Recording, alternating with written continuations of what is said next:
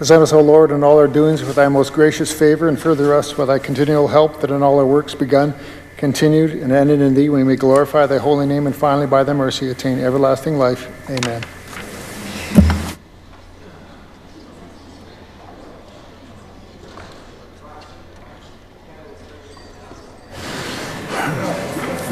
Introduction of guests. Recognize the Minister of Crown Investments. Thank you, Mr. Speaker. Mr. Speaker, it's a pleasure for me to rise today to welcome Dawn Regan to our legislature. She's sitting in your West Gallery. Thanks, Dawn. Dawn is the Chief Operating Officer of MAD Canada and has been with the organization since 1995. Dawn is responsible for the overall strategic direction for MAD campaigns, programs, and services. Executive producer of the School Assembly program and editor of the MAD Matters newsletter. I, along with the member from Regina Gardner Park, had the opportunity to be at Tom Collegiate this morning to talk with students and view a presentation on impaired driving. Mr. Speaker, we have a great relationship with MAD Canada. I was pleased to be able to attend MAD Canada's convention last fall, Mr. Speaker, and was very honoured to be presented with MAD Canada's Citizen of Distinction Award for all our government's efforts to reduce impaired driving. I look forward to our continued partnership with MAD Canada, and I invite all members to welcome Dawn to the Legislative Assembly. Thank you, Dawn.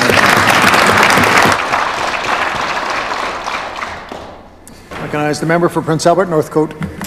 Thank you, Mr. Speaker. I also want to join with the Minister across and welcome Dawn to her legislature here. We really appreciate everything that MAD Canada does, and especially our chapter in Saskatchewan here. They've been working diligently and very hard to reduce impaired driving within our province, and we know that we have a lot of work still to do with regards to reducing our numbers, but we really appreciate everything that your organization does. And on behalf of the official opposition, we would like to welcome you here and ask all members here to welcome you to your legislature. Here. Thanks.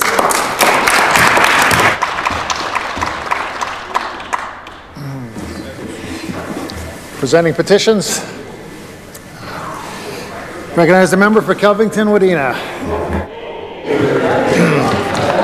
Thank you, Mr. Speaker. As we all know, the federal government has done everything possible to restrict trade in oil and gas industry in Canada, in particular with Bill C-48, the bill to ban tanker traffic in the West, and Bill C-69, the No More Pipelines bill. But today, Mr. Speaker, I'm pleased to rise to present a petition from citizens who are opposed to the federal government's decision to impose a carbon tax on the province of Saskatchewan. I'd like to read the prayer.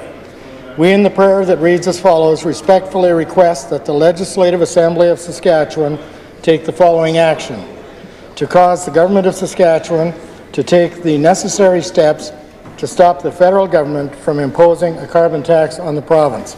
Mr. Speaker, this petition is signed by citizens of Waldheim and Purdue. I do so present.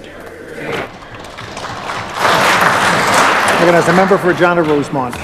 Thanks, Mr. Speaker. I rise once again today to present petitions on behalf of concerned citizens, families, businesses from communities all across our province relating to the imposition of the PST onto construction labor. Of course, this has hit our industry hard across the province. Thousands have been impacted with their jobs, Mr. Speaker. Many have been forced outside of Saskatchewan to pursue employment. Permits are down.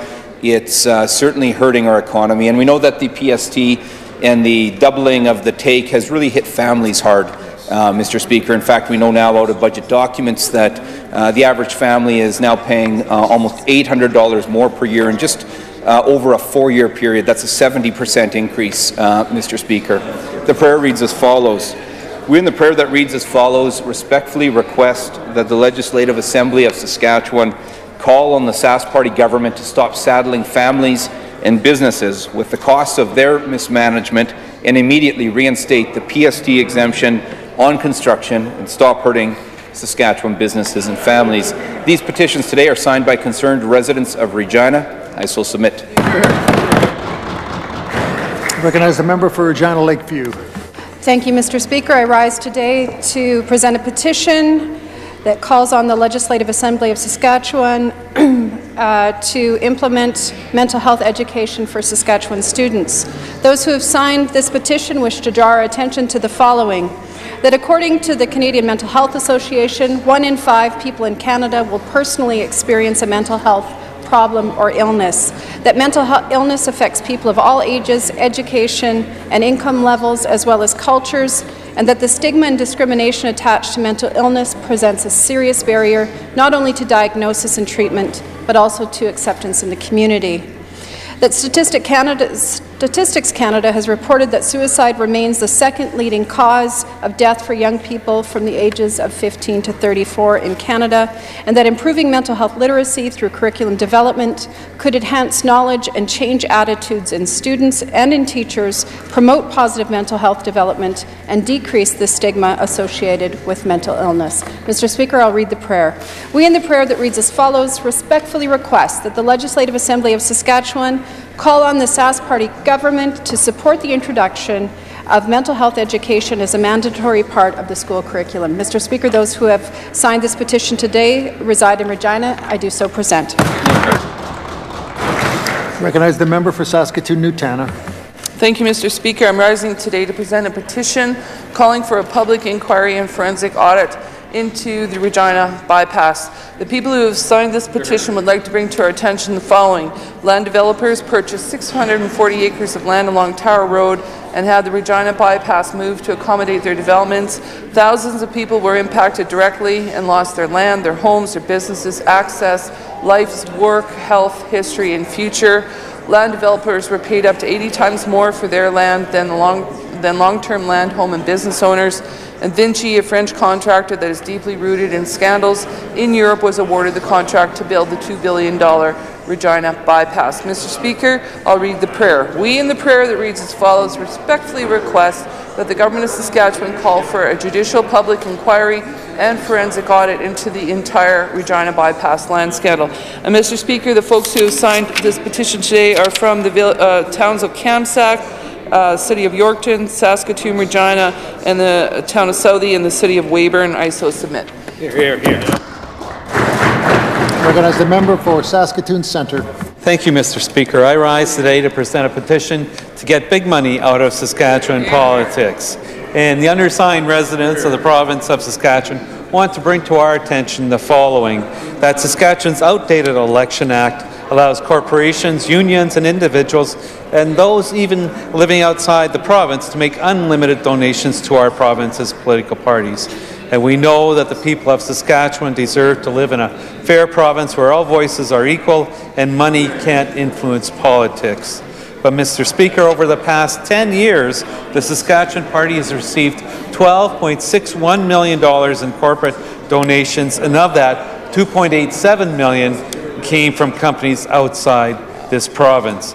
Mr. Speaker, Saskatchewan people deserve, Saskatchewan politics should belong to Saskatchewan people, and that the federal government and the provinces of Alberta, Manitoba, Quebec, and Nova Scotia have moved to limit this influence and level the playing field by banning corporate and union donations to political parties.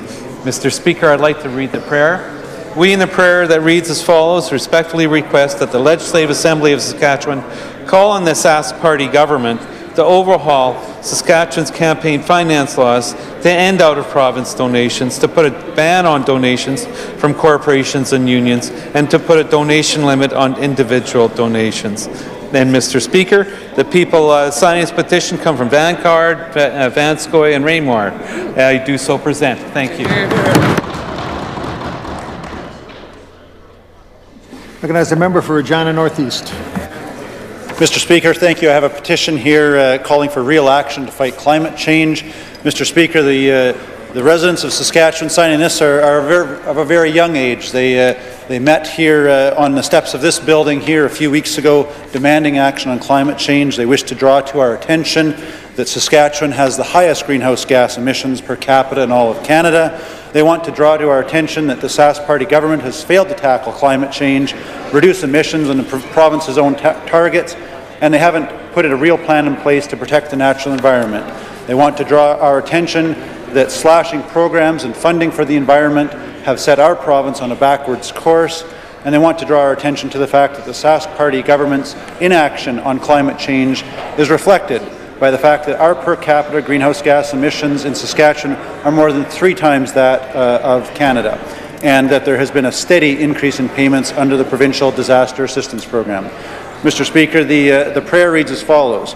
We in the prayer respectfully request that the Legislative Assembly of Saskatchewan enact a real plan and allocate appropriate funding in the provincial budget to tackle climate change by reducing greenhouse gas emissions, helping families transition to energy-efficient homes, and encouraging everyone in the province to take real action to protect the environment.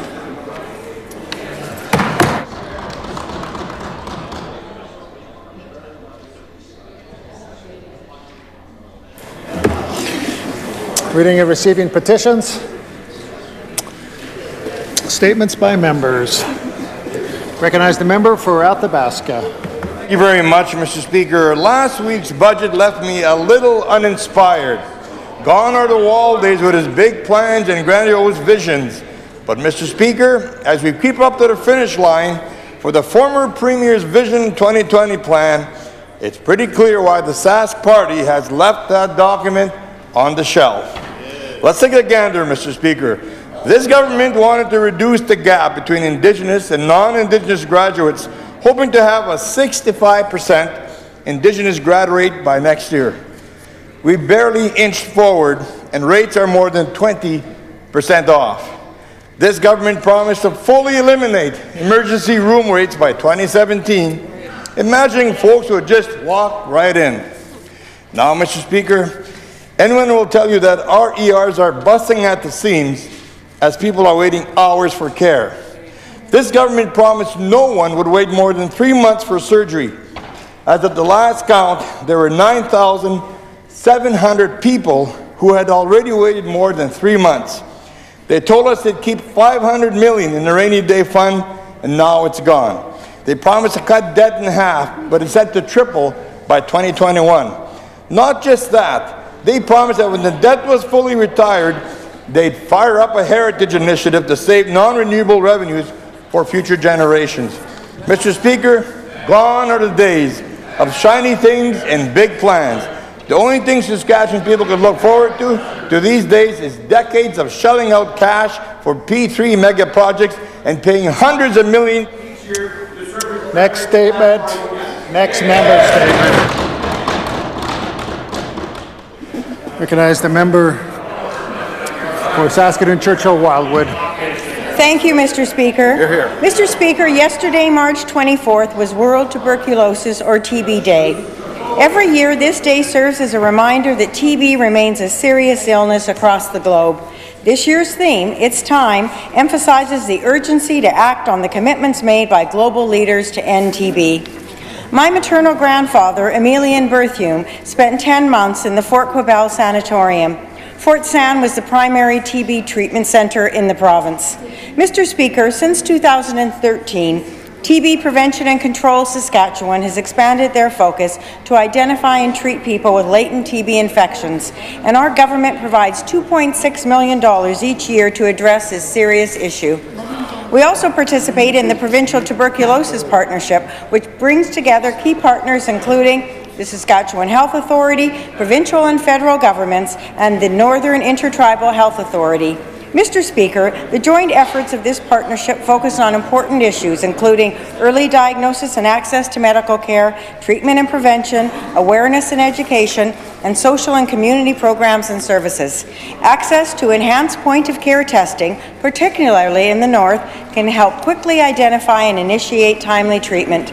Together, we can improve the health of Saskatchewan residents. I'd ask that all members join me in acknowledging World TB Day. Thank you, Mr. Speaker. You're here. Recognize the member for Prince Albert Northcote. Thank you, Mr. Speaker. This week is Social Work Week in Saskatchewan, and this year's theme is Real People, Real Impact. Sadly, Mr. Speaker, the people of Saskatchewan are suffering from impacts created by this Sask Party government. The cruel cuts to services have resulted in real suffering for real people. More families and children are using food banks. In fact, Mr. Speaker, food banks are struggling to keep up with the demand. Many families are struggling to make ends meet. Mr. Speaker, the government would do well to remember this year's theme and to remember that decisions made have real impacts on real people. As a registered social worker, I am proud of the work my colleagues perform every day across the province. Social workers provide support to families, individuals, adults, and children. They provide services ranging from crisis intervention, group and one-on-one counseling, marriage and family therapy, addictions counseling, and child protection. Many social workers are now working under difficult circumstances due to the callous cuts of this government. Mr. Speaker, I ask all members to join me in acknowledging the hundreds of social workers across Saskatchewan and commending them on their dedication, compassion, and work ethic, and that we express our gratitude to them during this Social Work Week. Thank you. The member for Regina Wellshakers. Thank you very much, Mr. Speaker. I'd like to take the opportunity to recognize March 25th as Greek Independence Day. Today, we would like to celebrate with the wonderful Greek community here in Regina and across Saskatchewan. In 1821, the Greeks rose up against the Ottoman Empire, which had occupied Greece for almost 400 years, leading to the War of Independence and eventually Greece's formation as an independent state. Almost 200 years later, Greek communities across the world celebrate with large parades, flags, and traditional Greek outfits. Mr. Speaker, we are very lucky to have such a wonderful and welcoming Greek community throughout Saskatchewan. It is important that we take the time to celebrate with our Greek friends, as they have contributed so much to the quality of life here in our province. Whether it is during our Mosaic Cultural Festival or at fundraising events like an Evening in Greece, the Greek community loves sharing their culture, food, dance, language with all of us. Here in Regina, locals and tourists can sample authentic Greek meals at numerous wonderful restaurants. I know that I'd never pass up an opportunity to have some moussaka. Mr. Speaker, I'd ask all members to join me in celebrating Greek Independence Day. Thank you. You're here. There's a member for Regina Pasqua.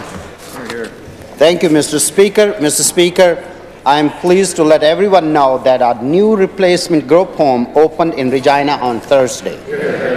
The group home is operated by Regina Residential Resource Centre. Since 1974, RRRC has been supporting people with intellectual disability in Regina through its Respite Home, supportive independent living program, self-managed programs, and group homes. Mr. Speaker, I was fortunate to attend the grand opening of the new home on Hames Crescent, Regina. Our government provided $23,338 on top of its regular annual funding to go towards the mortgage of the new home. This project is one of the many examples of our government's commitment to make Saskatchewan the best place in Canada to live for the people with disability. Since forming government, we have invested $5 billion across all the ministries to support people with disability. Mr. Speaker, RRRC is another one of the community partners that our government has been working with to follow through on this commitment. Mr. Speaker, I ask all members of the House to join me in recognizing the grand opening of Regina Residential Resource Centre's group home. Thank you, Mr. Speaker.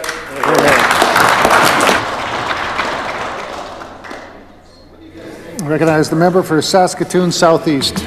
Thank you, Mr. Speaker. Last week I attended and brought greetings to the 22nd Annual North Saskatoon Business Association Business Builder Awards in Saskatoon, presented by Nutrien. This awards ceremony is a celebration of the achievements and accomplishments of hard-working men and women in our community. It is a chance to showcase innovation and excellence in Saskatoon, as well as to profile and thank some great mentors. Mr. Speaker, the NSBA began in 1965 as a fledgling association of like-minded business leaders in Saskatoon's North End. Decades later, the NSBA continues to grow and advocate on behalf of its members while hosting top-quality events for the business community. Mr. Speaker, here's a list of just a few of the great accomplished winners from the event.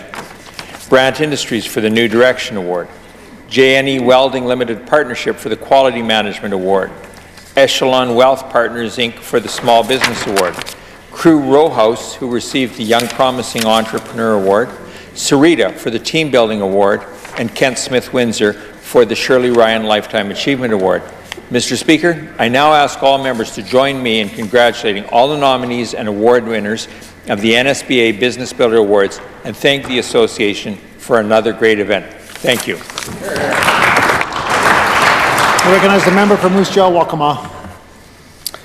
Thank you, Mr. Speaker. On March 2nd, the annual PRISM Awards were handed out in Moose Jaw. The PRISM Awards are hosted every year in March by the businesswomen of Moose Jaw. Mr. Speaker, the evening is meant to celebrate and highlight the women in Moose Jaw who have gone above and beyond to make their community a better place.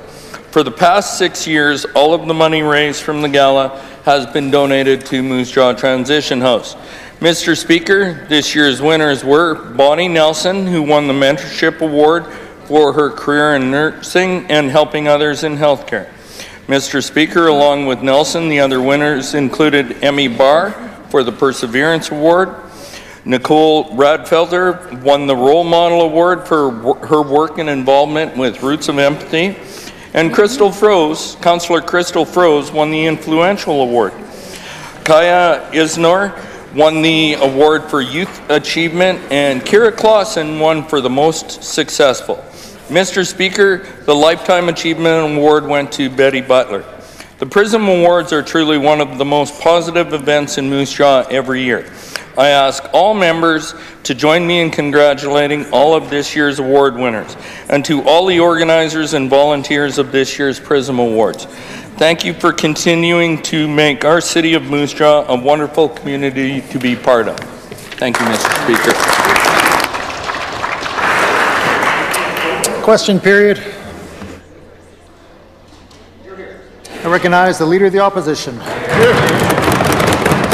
Thank you, Mr. Speaker. There's an issue that's top of mind for people across Saskatchewan, in particular those in agriculture, the situation regarding our access to markets in China. We heard recently that canola will be blocked from entering China, and now there are concerns about other grains as well, Mr. Speaker. Obviously, this is a big deal. Close to $2 billion per year, our second largest customer worldwide. My question for the Premier is, can he give us an update on exactly what's happening, what steps have been taken since we raised this last in the legislature, and what work is underway to make sure that we have access to this market and we're expanding access to other markets for Saskatchewan grains? I recognize the Premier. Well, thank you very much, Mr. Speaker, and I thank the Leader of the Opposition for the question, which is of utmost importance to the economy here in the province of Saskatchewan, and utmost importance to the wealth of our communities and our families across the province of Saskatchewan, and as well, I dare say, across the nation of Canada, Mr. Speaker, with 45% of our Canadian canola exports do go to China. They're our largest market for canola exports, and 50% of that canola, Mr. Speaker, comes from this province. So as we said last week, our Minister of Agriculture has reached out to his counterpart, the Federal Minister of Agriculture. Our Minister of Trade and Export has reached out as well to Minister Freeland, the Minister of Foreign Affairs and Relations, Mr. Speaker, as well as the Minister of Trade, who is the lead on this file from the federal government's perspective, Mr. Speaker. We've also reached out to a number of industry associations, producers, exporters, Mr. Speaker, the Canadian Embassy in China, Mr. Speaker, and we continue to work with those associations, work with our federal government in support of our trade relations, not just with China, Mr. Speaker, but our trade relations with all of the countries that we do business with, Mr. Speaker. The federal government has indicated that this is a matter of science, if you will, and a matter of contamination. We agree that we should go through the steps of ensuring that we can again display that Saskatchewan and Canada provide the very best canola product in the world, Mr. Speaker. We believe that, Mr. Speaker, but we will also will be asking and have asked the federal government to elevate this to a diplomatic level, Mr. Speaker, with both the USA as well as China to ensure that we can ensure our canola access to both of those markets and other markets around the world. Hear, hear. Recognize Leader of the Opposition. Thank you, Mr. Speaker. On Thursday, a number of people in this Assembly took part in vigils. showing solidarity with Saskatchewan's Muslim community. I was among them in Saskatoon, and so were a number of other members, including the Minister of Justice. And I'm sure that he heard, as I did, from the community a desire to see, as the National Council on Canadian Muslims have recommended, January 29th, which is the anniversary of the mosque shooting in Quebec, see that day declared as a day of action against hate and intolerance. And we'd raised that in the House last week. I was glad to see on Twitter that the minister referenced this last night. That's showing leadership, allowing Saskatchewan to be in the forefront, the first province to recognize that date. And I saw some of the awful responses on Twitter. I appreciated the leadership there. My question now for the Premier is, will he be willing to take the next step in leadership and make it clear that neither he nor his cabinet or any members of his caucus will be present at any events that have even the loosest association with hate or intolerance? Here. I recognize the Premier.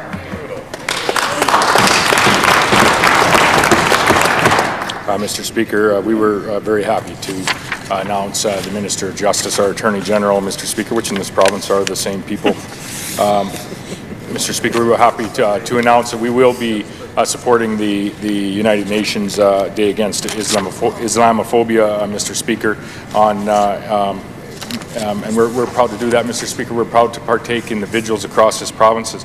As I've said numerous times in this Assembly and outside of this Assembly, Mr. Speaker, we denounce, we condemn all racist thoughts, deeds, actions, Mr. Speaker, and words. There is no place for those actions, those words, those thoughts in our communities across this province. There's no place for them on social media, Mr.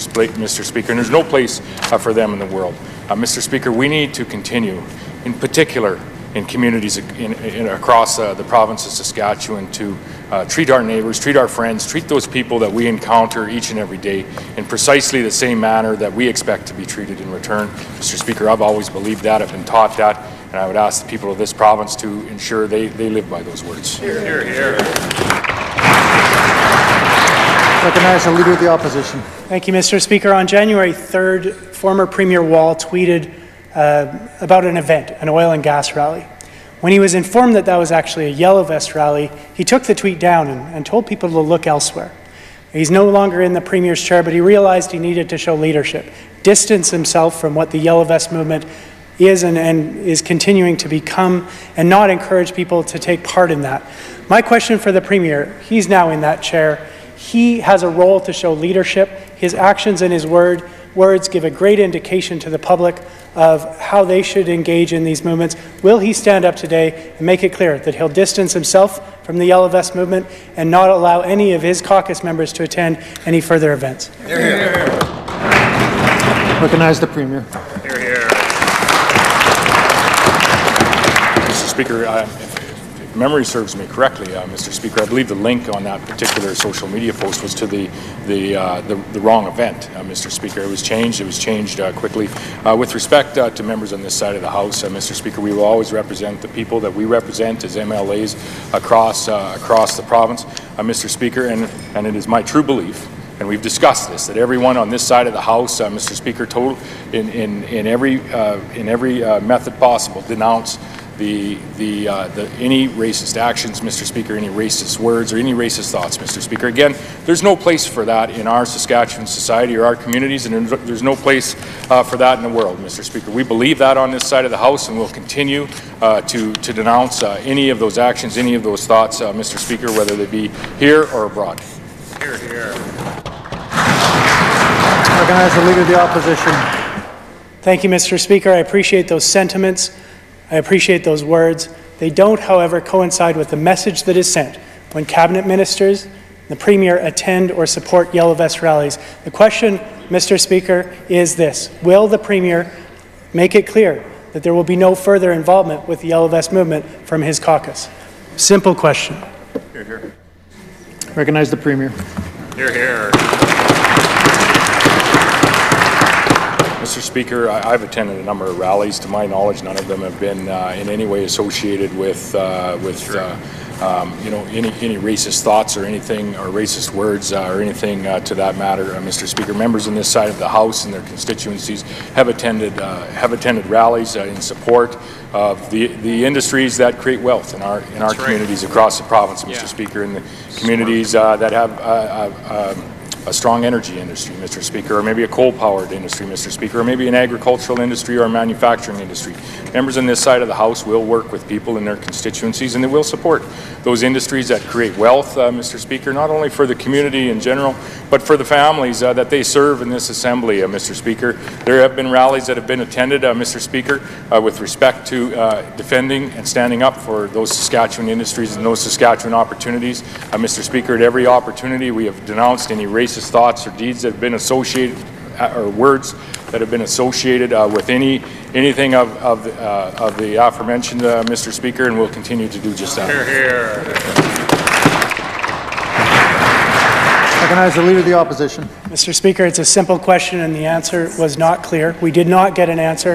In fact, we hear that this Premier will continue to allow his members to engage with Yellow Vest movements, and one has to ask the question, how much hate is too much? How many signs that are anti-immigrant is too many?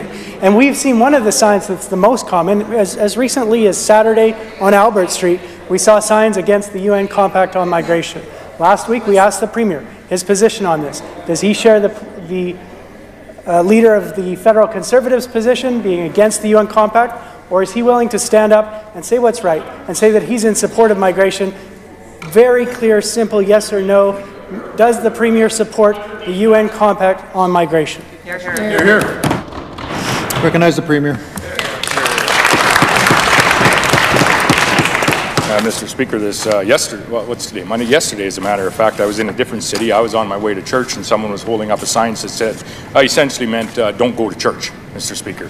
I still went to church, Mr. Speaker. I did yesterday. The fact of the matter is, Mr. Speaker, the Leader of the Opposition was outside at the very same rally that I attended in support of our Saskatchewan industries, Mr. Speaker. Mr. Speaker, the fact of the matter is that when it comes to immigration and supporting people from other countries that are moving to this province, Mr. Speaker, and I would say by example, setting an example for how to treat people that move into our nation, Mr. Speaker. Our record is clear in Saskatchewan, Mr. Speaker. 165,000 more people live here in the province than did under when members opposite had the opportunity. 108,000 of those, Mr. Speaker, 108,000 of those came from other countries from all around the world, Mr. Speaker. I believe from about 190 other countries around the world, and they are now not only settled in communities across the province, Mr. Speaker, they are part of over 320 communities here in the province of Saskatchewan. They are part of our province today, and they'll be part of our province in the future. Hear, hear. Recognize the Leader of the Opposition. Mr. Speaker, this is not that hard. If he believed any of what he was saying, he'd be able to and willing to stand up and simply say yes or no. And so let's try one more time. Yes or no on the UN Compact on migration. Yes or no on the Yellow Vests. Hear, hear.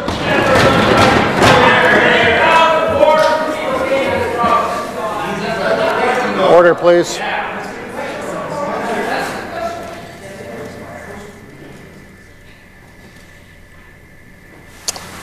Recognize the Premier.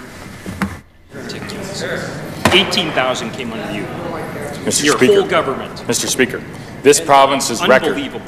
is exactly what should be looked at with respect to making our province, our communities, our families have done this across the province, Mr. Speaker, and making our place, the communities that we live in, a welcoming place for 108,000 people to move to here, Mr. Speaker, and to participate not only in our communities, but I would say in a vibrant and expanding economy here in the province of Saskatchewan. Mr. Speaker, they're coming here because there is the opportunity for a better life, there is an opportunity for a career, and there is opportunity for them to generate wealth within their family, Mr. Speaker. That's why we will continue to ensure that we have and welcome each and every one of them with open arms into this province, Mr. Speaker, and we'll continue to ensure that we stand up for the wealth, the export-driven economy that creates wealth, not only for the people that live here, Mr. Speaker, record amount of people that live here, I might add, Mr. Speaker, but for the people that are yet to come, and which we will be working hard to attract from countries all around this world, Mr. Speaker. Our record is strong, and we stand on that. Hear, hear.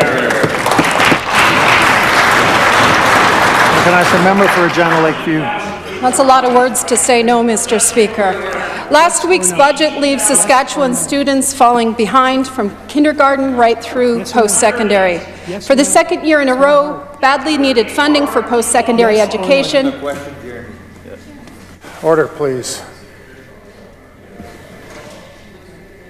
Recognize the member for Regina Lakeview. Thank you, Mr. Speaker. For the second year in a row, badly needed funding for post-secondary education is flat, while costs continue to rise. Our universities and colleges have been forced to leave vacancies, while students bear more and more of the cost through rising tuition. Students at the U of S and the U of R pay the highest tuition in Western Canada. How can the Minister for Advanced Education justify the damage that her government is inflicting year after year on students and our institutions of higher learning? Recognize the Minister of Energy and Resources. Thank you, Mr. Speaker. Of course, as the member opposite will know, universities are autonomous institutions. They set their own tuition fees, Mr. Speaker. Our government provides a record level of student supports to help battle tuition rates set out by post-secondary institutions. In 1920, Mr. Speaker, we're providing nearly $111 million to student supports through loans, scholarships, bursaries and grants. That represents a 262% increase since our government took office, Mr. Speaker. The Graduate Retention Program has provided 69,000 graduates in this province with more than $406 million in tax rebates. If that's not commitment, I don't know what is, Mr. Speaker. Recognize the member for Regina Lakeview. Mr. Speaker, once again, a failure to take responsibility for a crisis of their own making. Our institutions are struggling after this government's 5% cut, followed by 2 years of back-to-back zeros. They have made deep cuts to programming, scholarships and staffing to deal with this government's austerity approach. And now the U of R faculty is on the verge of strike, and students risk losing their semester because the government has put faculty and administration in an impossible situation. If U of R profs are forced to strike, the member for Regina University must bear the blame. With nothing to show for advanced education in this year's budget, what will the minister do now to ensure that faculty get the supports that they need and the U of R students don't lose their semester? Recognize the Minister of Justice.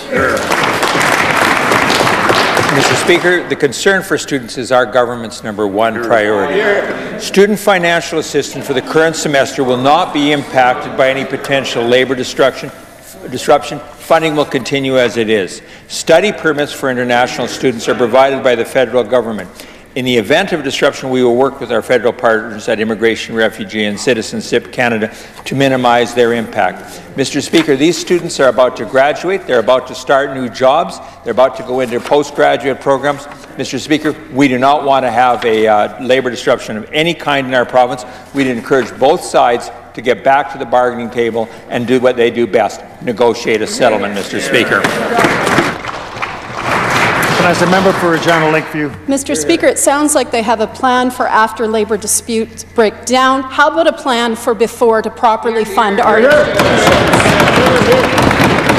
Mr. Speaker, the Saskatchewan School Board Association and the Saskatoon School Boards have said that the additional $14 million for supports in classrooms in this budget failed to keep pace with even the rising costs, contradicting the minister's own words. When you count for inflation and the 7,000 additional students in our classrooms since 2016, we see much more clearly the damage that this government has done to our schools with falling per-student investment year after year after year.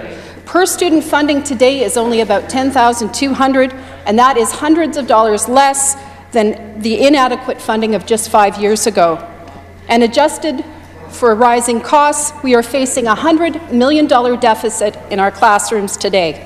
How can the Minister of Education justify another year of falling per-student funding in the supports that our kids need to succeed?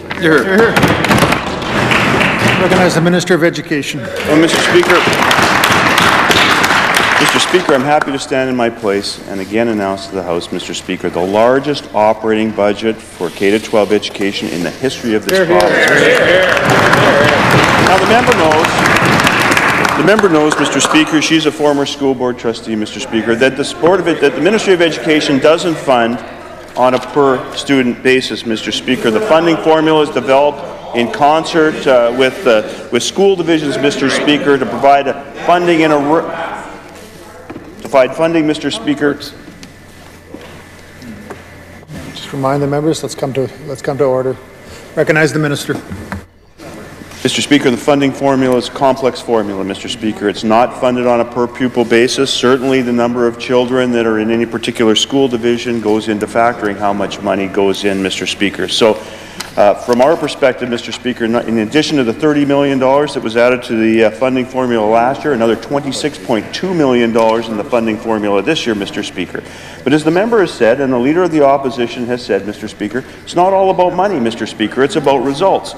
And that's why, Mr. Speaker, we've included in this year's budget, Mr. Speaker, $500,000 to talk about innovation, to talk about how we deliver public education in the classrooms, to address the issues that the teachers, that school board trustees have raised with me over the last year, Mr. Speaker, and we'll continue to do that, acting always in the best interest of the students of this province. Recognize the member for Regina Lakeview. Well, Mr. Speaker, I am delighted that the minister decided to find his feet and talk about innovative programming. Since 1972, Cornwall Alternative School has been providing innovative programming and extra supports for some of our city's most vulnerable kids. These are students who are often living on the margins and have found the supports and the environment that they need to succeed at this school. Despite the Cabinet signing off on 3 years of funding for a Cornwall Alternative going through to 2020, the Sask Party quietly cut this important funding in its budget last week. What possible justification is there for this short-sighted cut? Recognize the Minister of Education. Well, I'm happy to answer that question, Mr. Speaker. Mr. Speaker, it's about doing what's in the best interest of the kids in our school division, Mr. Speaker. We know that the children that are coming out of Cornwall, Mr. Speaker, who graduate out or come out after grade 10 and go back into grade 11 and grade 12, Mr. Speaker, aren't very good at making the transition into grade 11, Mr. Speaker. We've heard this not only from people at Cornwall, Mr. Speaker, but we've heard it from people in the school division, and that's why the ministry has had some conversations with the school divisions, Mr. Speaker. Certainly the school divisions are providing a significant amount of the support that these kids are going to need to make sure that they can get through to grade 12 and to graduate, Mr. Speaker. Certainly the 2 school divisions in Regina are providing the services that these kids need, Mr. Speaker. We had the same situation in Saskatoon, Mr. Speaker, where we closed down Radius, and those kids made a good, seamless transition into the mainstream school division, Mr. Speaker. So we'll always act in the best interests of kids, Mr. Speaker, and that's why this decision was made. Here, here. Recognize the member for Regina Lakeview. Mr. Speaker, today at 5:30, myself and my colleagues and many members of the community will be heading over to Cornwall Alternative School to hear about this program, its value to both the community and the students. And I would invite, I would save a chair in my car, Mr. Speaker, for the minister to join us, because I think there's a lot that he needs to hear about the programming at Cornwall Alternative. Mr. Speaker, this program exists for students who aren't finding success in the public or separate system, and this vital support costs the government less than $1 million a year. And it simply doesn't make sense to claw back supports from students who need it the most.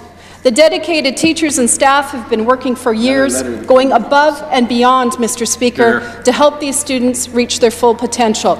Last year, and here's some statistics for the minister, 95% of students at this school said that they would not be attending school if it wasn't for Cornwall. 86% improved their marks, and attendance was at a very impressive 81%. Investing in Cornwall and in these students is the right thing to do. Will the minister reverse these senseless cuts today? You're here. Recognize the Minister of Education. As I mentioned in my last answer, Mr. Speaker, decisions are made by this government, Mr. Speaker. They're always made in the best interests of the children, Mr. Speaker. We know that the 2 school divisions here in Regina can provide the services that these kids need. When this program was first started, Mr. Speaker, we didn't have the kinds of supports in the schools that we have now. Mr. Speaker, we want to make sure that these children can transition properly from grade 10 into grade 11. We know that there has been some successes, Mr. Speaker, with the program, no question, but we want to make sure that the kids, to the greatest extent possible, can transition back into the regular school system. And while Just listen up, Carla. Mr. Speaker, we want to make sure that these kids have a good track, Mr. Speaker, to graduating. We believe, and in consultation with the Ministry of Education, Mr. Speaker, that the services can be provided through the school division, Mr. Speaker, to ensure that we have graduation success for these kids, Mr. Speaker, programs that are available within the school divisions that they exist today, Mr. Speaker. Here, here. Recognize the Leader of the Opposition. Thank you, Mr. Speaker. This government has presided over an increase in costs in health, in justice, and social services because of an increase in crime, in illness, and in poverty. That's what's going up. And the only way to get those costs under control, the only way to prevent that increase is to invest upstream, to invest in education, in particular in the education of those who are most at risk.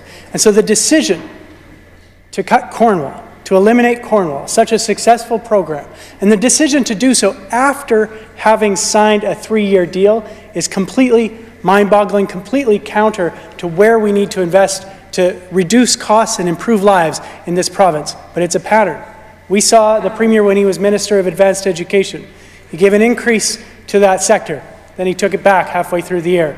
Then he signed a 3-year deal with NORTEP. And then a year later, he signed the letter that cancelled NORTEP. Now, this government has signed a 3-year deal with Cornwall. They've committed to a 3-year deal, and now they're saying that that deal is no good anymore. They're cutting all of their funding. How are the people of Saskatchewan supposed to trust the word of this government when their signature on the bottom of a paper doesn't mean a thing? Here, here. Recognize the Premier. Mr. Speaker, those words are very rich, coming from a party that closed 176 schools across the province. Exactly right. Mr. Speaker, coming less than a week after the largest education budget that has ever been introduced in the province of Saskatchewan, the commitment this government has, Mr. Speaker, and has had over the last decade is to take an education budget from less than $1 billion, Mr. Speaker, to a full $2.5 billion here in the province, because we believe in the next generation, Mr. Speaker. We now have a government that is building schools, Mr. Speaker, not closing them. 46 new schools, Mr. Speaker, versus 176 schools closed. We have a government that is hiring people, Mr. Speaker, investing in people in those very buildings, Mr. Speaker. Over 900 teachers, over 177 support staffs, Mr. Speaker, to ensure that the next generation, our children, the next generation for this province, Mr. Speaker, has every opportunity for success. Mr. Speaker, that's the record of this government. It's a record of the members opposite, Mr. Speaker, and that's the record of this province.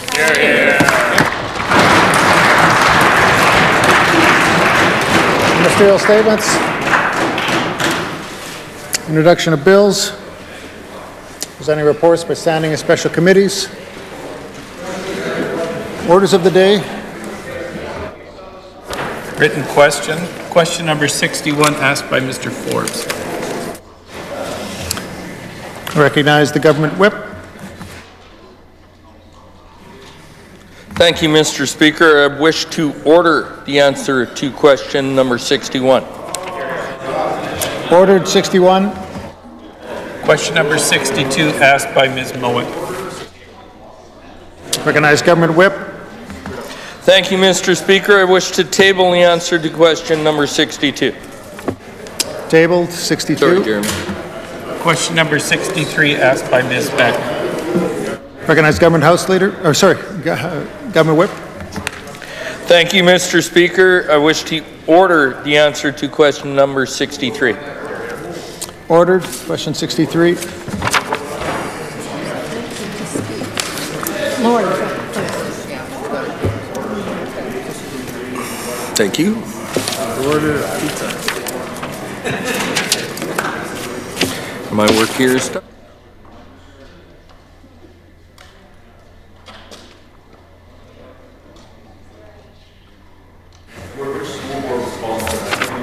I recognize the Minister of Highways. Thank you, Mr. Speaker. And thank you so much for the opportunity to be able to speak to this budget. A budget that is the right balance. Hear, hear. Hear, hear. Our plan was to get back to balance in a 3-year budget cycle, and we are completely on track to make that happen. We have and we are striking the right balance. This is my 3rd opportunity to speak to a budget since I've had the privilege to sit as the MLA for Estevan. And now, with my additional role as Minister of Highways and Infrastructure, it is a story that is truly developing as we go. But before I talk about my political journey, I would like to catch you up a little bit on my personal story. You know, life truly is a blessing. When I spoke last about my family, I told you that my daughter Miranda was going to get married to the nephew of the member from Saskatoon Centre. Well, all went off without a hitch, and I now have a wonderful son-in-law named John. And not only that, they are expecting their first child in June of this year. They decided not to find out if they were having a boy or a girl, so it's going to be a wonderful surprise when June comes. And speaking of blessings, my daughter Mercedes and her partner Jay brought a beautiful baby girl into the world in November of last year. Jordan Brooklyn is just about 4 months old, and she has managed to capture my heart in words that just cannot be expressed. I know, I don't look near old enough to be a grandmother, huh? You were all thinking it, but it's true. And of course, my son Wyatt, he just turned 23. He continues to farm with his dad and his granddad near Outram, just outside of Estevan. And what can I say? He's a single 23-year-old male. Of course, I would be remiss if I did not mention my partner Bart. The job we do here takes us away from home a good portion of the time. And our partners are the ones that have to pick up the slack when we are away. So I would like to thank Bart for doing such a great job when I am away from home. Once again, everybody loves Bart. In my constituency, back home, I would like to take the opportunity to thank Rosalie, Susan, and Gail for all that they do for me. It truly does take a team to ensure that we are doing a good job for our constituents. And talking about teams, I would like to extend my sincere thanks to David, Robin, Sean, and Bonnie, who work with me here in the building. They truly do everything they can to make my job as minister as seamless as possible. And to my Deputy Minister Fred and his complement of professionals, thank you. When I sit in my seat here and listen to the words of our Premier, they resonate more and more with me. He has a plan. He has put a team together, a team to implement that plan, and that plan is the right balance. And that plan is coming to fruition, Mr. Speaker. I've heard him talk on more than one occasion about building a province that is a place we want our children to live, and where we want to raise our families, where we want to work, Mr. Speaker, a province that is full of opportunities for everyone. As I watch my family grow, I cannot help but see the possibilities that we have for them right here in this fantastic province of Saskatchewan. The reason I'm able to see those possibilities so clearly is because of the right balance that is being struck. So on to our 1920 provincial budget. And just in case you missed the title of our budget, it is the right balance. That's right, it is the right balance for Saskatchewan. In this budget, we highlight 5 things. The budget will be balanced. There will be no new taxes or tax increases. We will be investing in healthcare, seniors, students in classrooms, and vulnerable families. We will be focusing on safety. And lastly, we are investing in infrastructure in both rural and urban Saskatchewan. One of those communities I have one of the committees I have the opportunity to sit on is Treasury Board. When I was first assigned to this committee, I thought, what have I done to deserve this? The number of meetings is endless, the meetings are long, the material we receive ahead of time is extensive that we have to read. This year is my 3rd consecutive year being on this committee, and I would not trade it for the world. The committee gives me a chance to get a true fulsome look at what is happening in every ministry within government. It gives me a true appreciation for all of the very difficult decisions that each and every minister has to make as they are deliberating their budgets for the year. And because of our commitment to bring it back to balanced, each and every one of these ministers has had to work very hard to ensure that we find the right balance. So the fact that we are bringing in a balanced budget tells me that these ministers have taken their task put in front of them very, very seriously and have delivered on what is asked of them. This budget that has been here has been 3 years in the making, and it truly has been a team effort to find the right balance. Of course, having a Minister of Finance as the chair of Treasury Board did help. When I grow up, I want to be just like her. The common sense approach she brings to the meetings is met with respect from her peers. The history and corporate knowledge she has makes weighing decisions and ensuring we don't repeat mistakes made in the past. And of course, her iron fist helps just a little bit. My point is, she managed to work with the committee and the stakeholders, and she did find the right balance, which is why we have a balanced budget today. I would like to extend my sincere thank you to her for her excellent leadership. And hopefully, I get assigned to the committee again next season. Even though I thought it was a curse to start with, I truly don't want to give it up now. And Mr. Speaker, as we're going into planning for this year's budget, I heard on more than one occasion people ask, what tax increases are going to take place to ensure the budget is balanced? Well, I'm happy to report that there are no new tax increases or new taxes this year at all. Not only that, Mr. Speaker, we are very happy to report that we will be giving a new tax credit to recognize the value of volunteer emergency responders. These first responders are at oftentimes the fabric of our communities. They give so selflessly of themselves for the betterment of their communities. So when this tax credit was being considered, it just made sense. And I would be remiss if I did not take this opportunity to brag a little about our accomplishment as a government over the past years. Personal income tax reductions over the past decade have provided over $610 million in annual savings. Our business tax rates are amongst the lowest in the country, and we also have the highest small business income threshold in Canada. These accomplishments have definitely met the right balance. And Mr. Speaker, we are investing in people around the province of Saskatchewan. As I have sat here in this House over the past couple of weeks, I've heard the opposition criticize our record on what we are spending on mental health. Currently, we are making a significant contribution in mental health. This year, the total investment will be $402 million, Mr. Speaker.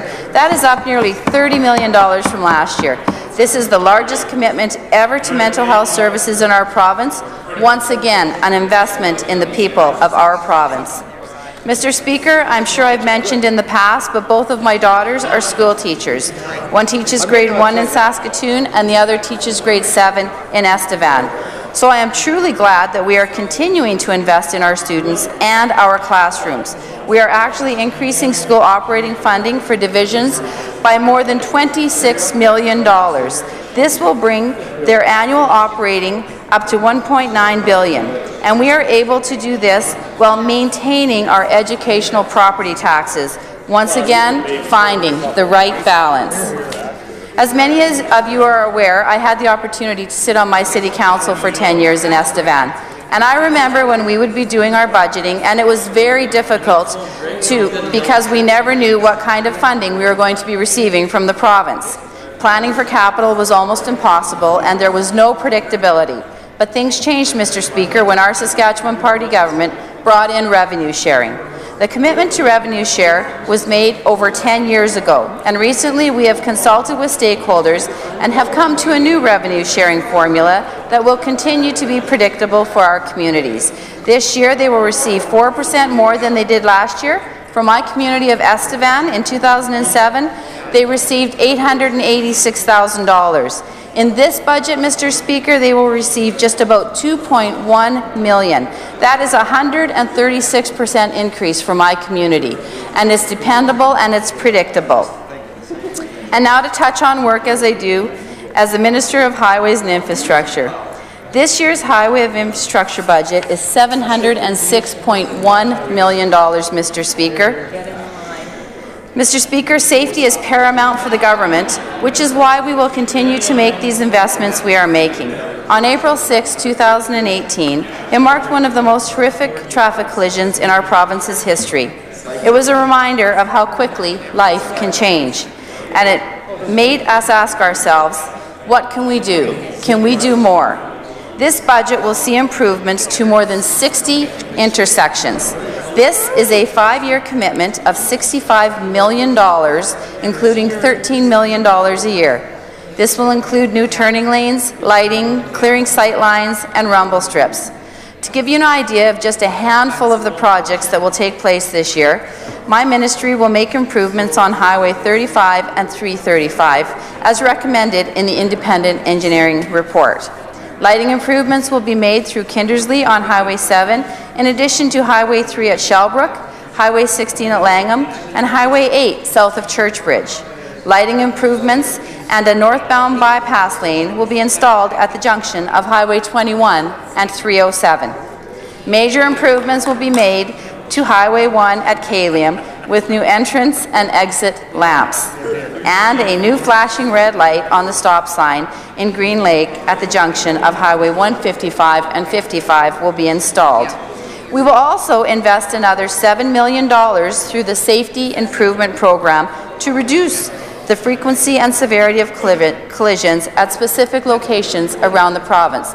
So, Mr. Speaker, over the next 5 years, safety and intersections will receive $100 million. That's $20 million a year to help advance those. But as I mentioned, we've already been investing in this kind of stuff through the Safety Improvement Program. And this program was at $7 million this last budget, unlike the $1 million the members opposite were spending when they were in power. And now, with our enhanced intersection safety, it comes up to $20 million a year we'll be investing in that program. So I'm very proud of that.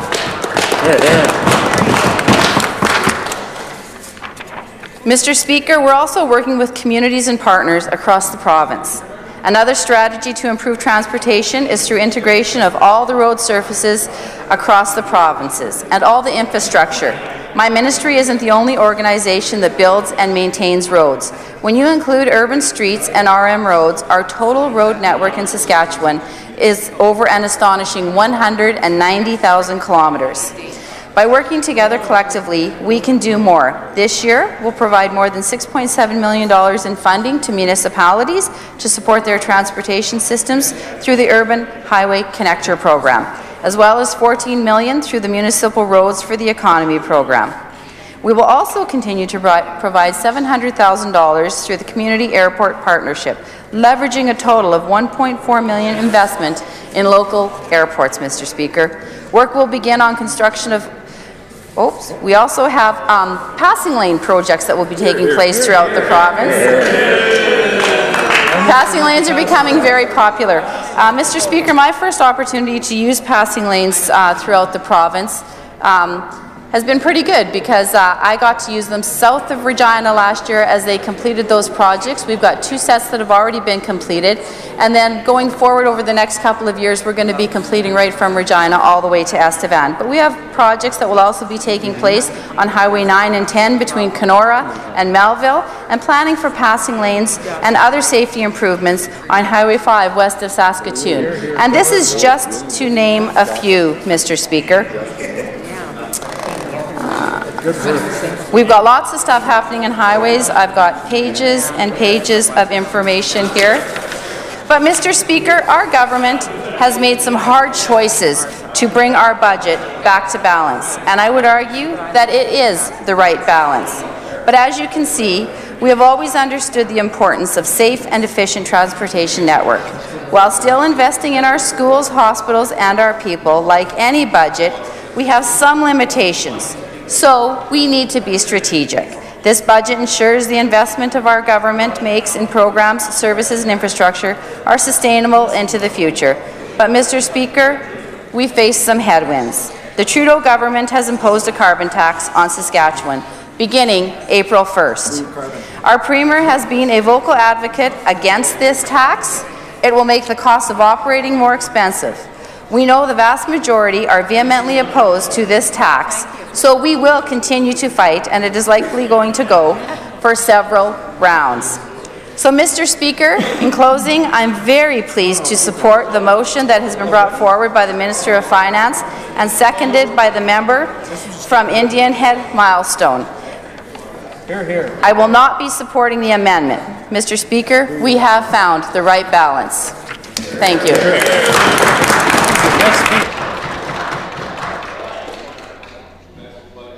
Recognize the member for Carrot River Valley.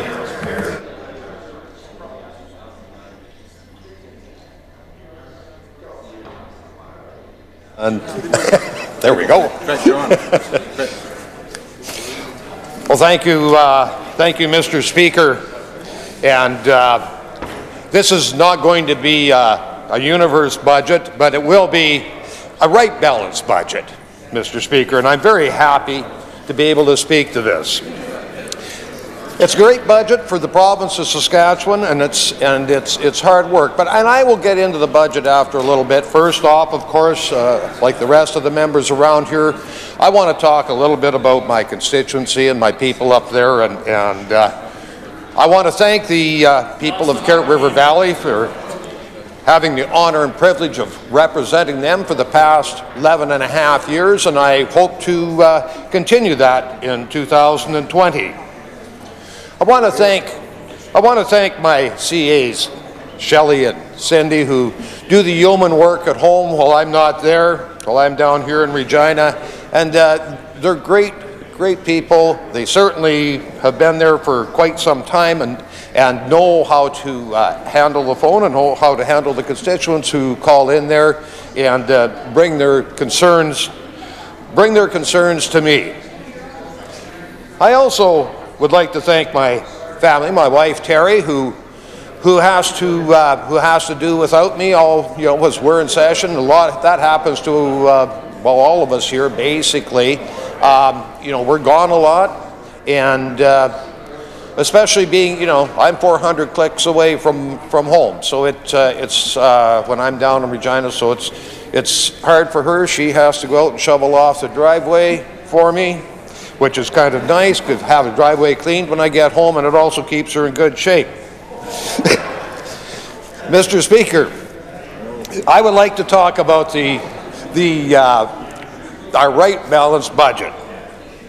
It's been a tough 3 years, Mr. Speaker.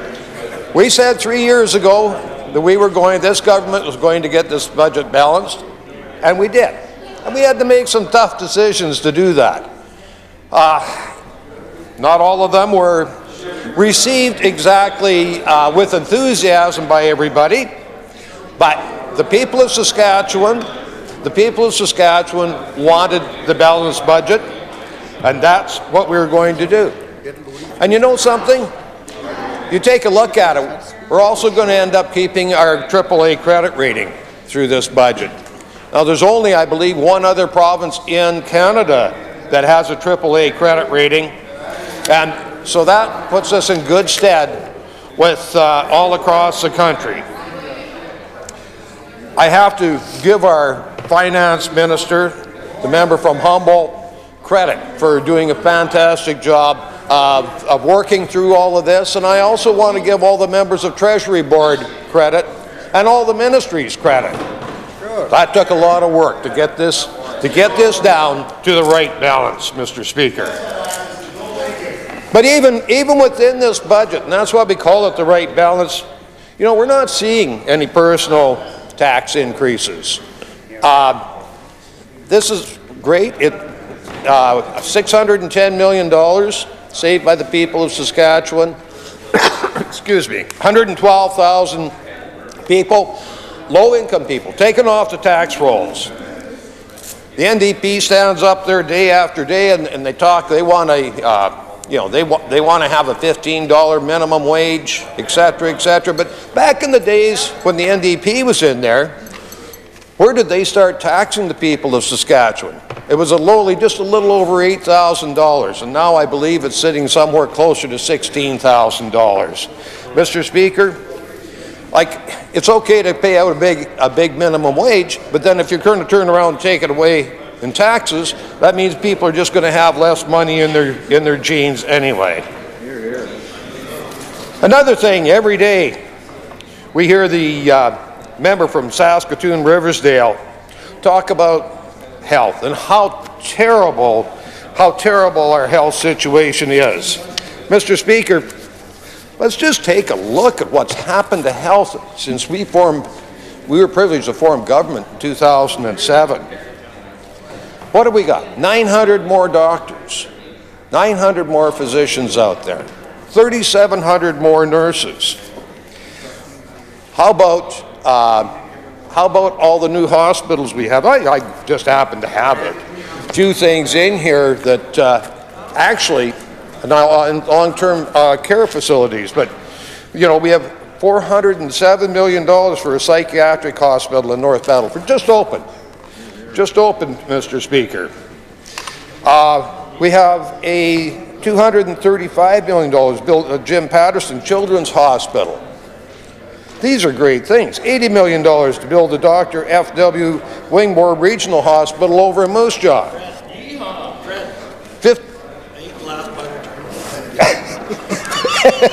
$52 million to build the Roy Romano Provincial Lab.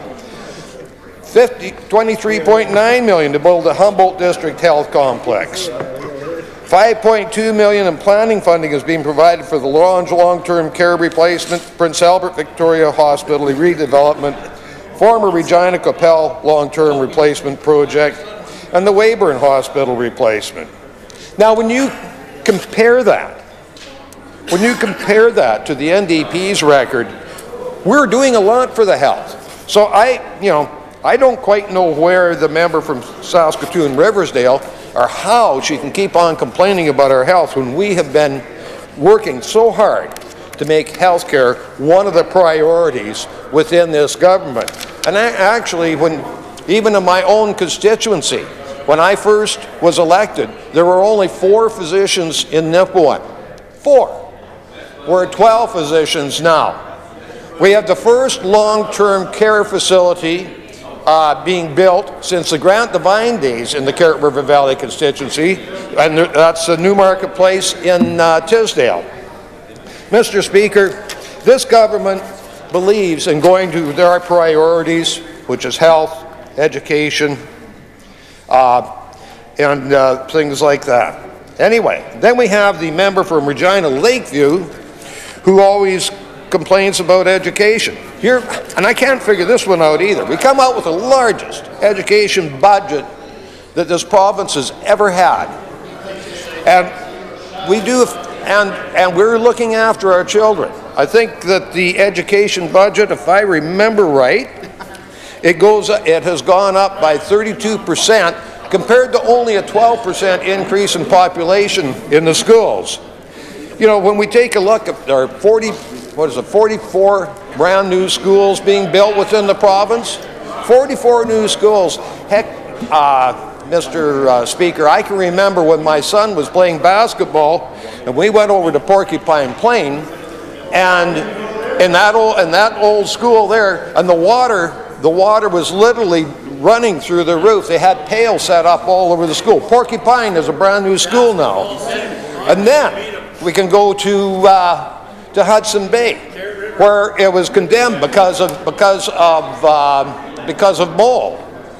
Mr. Speaker, what did the NDP do about that? Basically nothing. They tried to clean it a little bit. This government built a brand new school in Hudson Bay. So I really question the members when they sit there and complain about things like that.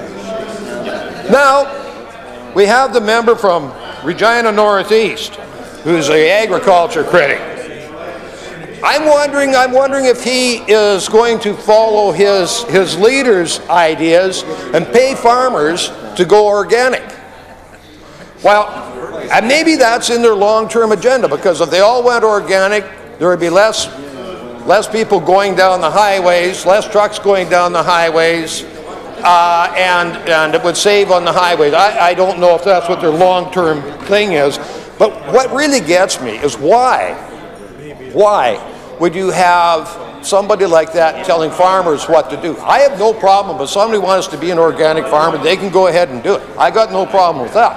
But why would the government go out there and try and make decisions for farmers? But that's the typical NDP way. Speaking of that, how far out of touch they are with farmers, you can, the member from, or with rural Saskatchewan, really, also the member from Regina Northeast was talking the other day about his electric car. and how great his electric car was, and he said a third of the people in Saskatchewan wanted to have electric vehicles. Now, I kind of question where that came from, because in the wintertime, he said they work great. You know, he said you turn the heat on, the heat comes on right away, and of course, you know, Mr. Speaker, it's a lot different when you're at where I'm at, 400 kilometers away from Regina. Now, he has to drive a few blocks, and he can come down here and just plug his car into the government's electricity and refuel it. But unfortunately, I have to come from Carrot River. Now, I can tell you, if it's, yeah. You pay for your own power. If I'm going to take off and start driving from Carrot River when it's 40 below, I can tell you the batteries in that car are going to maybe get me about as far as Tisdale before it's going to give up the ghost. But I guess if I put on a snow toboggan suit and didn't use the heater, I could maybe make it as far as Melfort. But that's how far removed from rural Saskatchewan that the NDP government is. They just don't understand the things that we do in rural Saskatchewan. You know, one time the NDP had Saskatchewan farmers paying a tremendous amount of education tax on the property. And there were actually revolts back in those days. And they just really didn't look after rural Saskatchewan whatsoever. And the thing is they also didn't look after any of the highways out in rural Saskatchewan either. Mr. Speaker, that's one thing I was going to bring up. I'm quite proud to announce that in our constituency, I'm going to back up a little bit and just talk about the constituency. We have a great tourism resource up there between snow toboggan trails, and we also have great fishing at Tobin Lake. Tobin Lake is world renowned for its walleye, and they have tournaments up there every year. There's millions of dollars that come up there and go into that tournament. Well, the road going out to the resort village of Tobin Lake was in absolute deplorable state. And Mr. Speaker, I'm proud to announce that this road is being built by this government, and they're working on it this year. Hopefully they'll get it finished, I believe, in probably 2021. That road is going to be finished to have all of our tourists come up there to Tobin Lake and to be able to go fishing. But let's go back now. I just wanted to throw that in. I wanted to talk a little bit about revenue sharing for rural Saskatchewan. You know, in Tisdale, the revenue sharing has increased from $304,805 to $662,091, a 117% increase. Nipawin's revenue sharing went from $414,501 to $900,000, a 117% increase. The smaller towns are not forgotten either. Hudson Bay revenue sharing increased from $169,209,000 to $295,025, a 74% increase. We got a total operating funding for the Northeast School Division of $54.3 million, plus a PMR allocation of $1.75 million, something that those school divisions have been asking for a long time. Let's talk about some of the big things that have happened in the Carrot River Valley constituency. 2009, the Zenham Park Ecole School project, $182,000. Nipawin addition to Central Park Learning Center, $4.1 million. Completed in 2015, the Hudson Bay School, I brought that up before, $17.68 million. Cumberland College got a new building in 2008 at the Nipawin campus. And in 2010, more funding for Cumberland College in Nipawin with Federal Knowledge Infrastructure Program of $5 million. Then we've had various things. I'm sitting here looking at the time, Mr. Speaker. I have to continue on, but all these different things that are being put into our rural communities. So, Mr. Speaker, the Leader of the Opposition, now we know what he has said before, what he's on record as saying. He supports a carbon tax for this province, Mr. Speaker, which is devastating to our industries.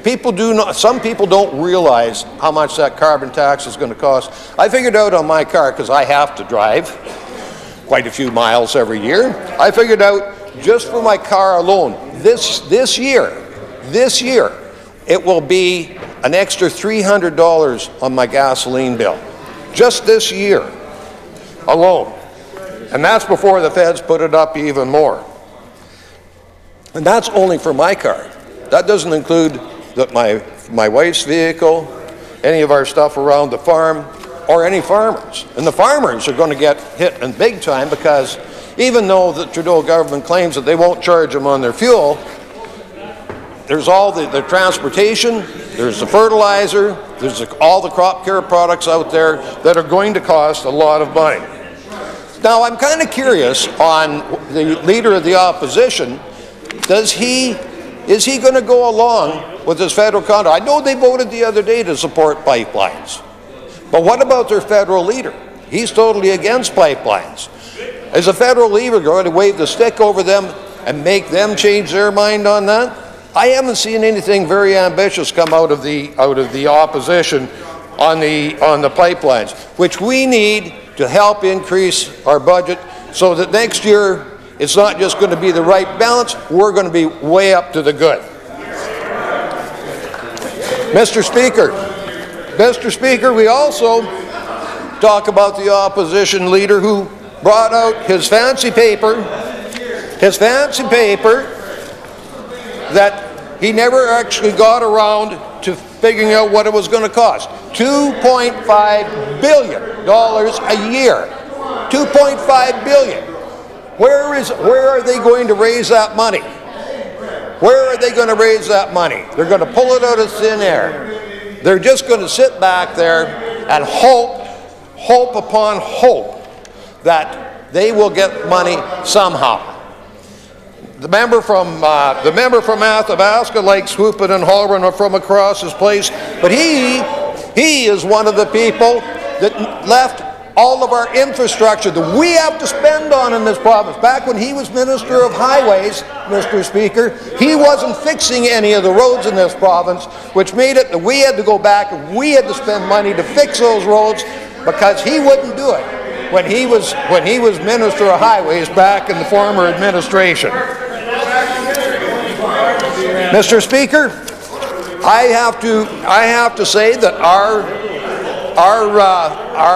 Minister of Finance has put together a great budget that is a well-balanced budget for the whole of this province, and probably, how would we say this, one of the better budgets in all of Canada. And I definitely will be supporting the budget, Mr. Speaker, and I will not be supporting the amendment. Thank you, Mr. Speaker. Good talk, man. Recognize the member for Saskatoon Fairview. Now for the real story. Thank you very much, Mr. Speaker. It's my pleasure to enter into this debate today to talk about the budget that was presented to us last week and to give some insights on this important day.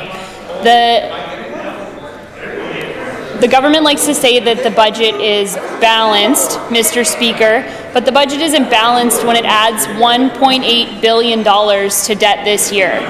They've tripled the debt, they've doubled the take on the PST and flattened the economy, and their cuts are hurting our kids in the classrooms. They like to talk about how there's record spending in health. Sure, they're patting themselves on the back, but the spending isn't keeping pace with what is needed. There's a drop in the bucket for the necessary spending on health capital. It's 3% of what's needed for health infrastructure, Mr. Speaker. We don't see any smart front-end initiatives to get emergency department waits under control. And as far as mental health goes, I'm proud to be part of a caucus with the first mental health and addictions critic and someone who has worked very hard. I'm talking about my colleague from Saskatoon Riversdale, has worked very hard to bring these issues to the forefront. There have been a number of concerns that have been brought forward, and we had people in the legislature week after week after week in the fall session to share their stories. So I'm glad to hear that the government is listening to that part, but we are still catching up to other provinces. By no means are we leaders on this front, Mr. Speaker. So let's go into some of this in a little more detail. So overall, the fact that the debt has tripled, Mr. Speaker, is very disappointing in a year when the government's going to say that they have found the right balance. The right balance under what circumstances, Mr. Speaker? We've increased the debt by $1.8 billion this year. It was $7.9 billion in 2009. It's going to be $23.1 billion in 2021 and projected to be $26 billion in 2023. That's not strong fiscal management. There's no balance in a budget that piles on billions of dollars of new debt and puts our Crown's futures at risk. Year after year, we've seen deficit after deficit from the Sask Party government, and their razor-thin surplus this year could easily be wiped out by supplementary estimates. As we see year after year that they've been unable to adequately account for the extra money that's going to be needed in health utilization, in social services utilization. And the government comes in the middle of the year and asks for more money in the terms of supplementary estimates, and then we can see that this budget could be wiped out, the surplus could be wiped out very quickly under these circumstances. They've doubled their take on the PST and flattened the economy. Life is a lot more expensive now, Mr. Speaker. The average family is paying $778 more in PST a year since 2015. Households are suffering. Housing markets are in the dumps with the highest numbers of foreclosures since the early 90s.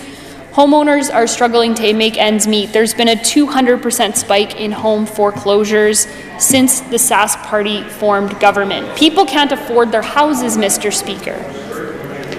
If this doesn't say something about the cost of living increasing, I don't know what does. There's no balance in a budget that keeps people out of work. We have a plan on this side of the House to create thousands of jobs through Renew Saskatchewan, and I suggest that that is something that the members opposite will take a look at. They're hurting our classrooms, Mr. Speaker. We heard about this at length today when the member from Regina Lakeview stood up and asked a number of questions in question period about these decisions that directly impact the kids in our classrooms. And we're talking about early childhood education right up to post-secondary. It's incredibly short-sighted. I heard on the radio this morning someone talking about it being short-sighted, and classrooms are still feeling the squeeze when they've already been starved of the resources they need and deserve. This budget only adds $16 million to school operating funding, which is a drop in the bucket. Classrooms have been neglected during the boom. Times of record revenue that have been coming in. They were hit with the cut of $54 million in 2017. At the same time, schools have grown by 7,000 students. Teachers are dealing with overcrowded classrooms, tight resources, and complex needs, and students are left without the supports they require, Mr. Speaker. We've seen the Sask Party disrespecting crucial education partners like teachers and school boards. Sadly, this budget is not working to repair the damage that's been done. And I think that everyone should look closely at what the per capita funding per student is to see that this budget simply is not keeping up with the pressures, with cost pressures and population growth. So we're talking about cuts that haven't been restored. Per student funding is hundreds of dollars lower than it was before these cuts, which is putting incredible pressure on our classrooms, Mr. Speaker.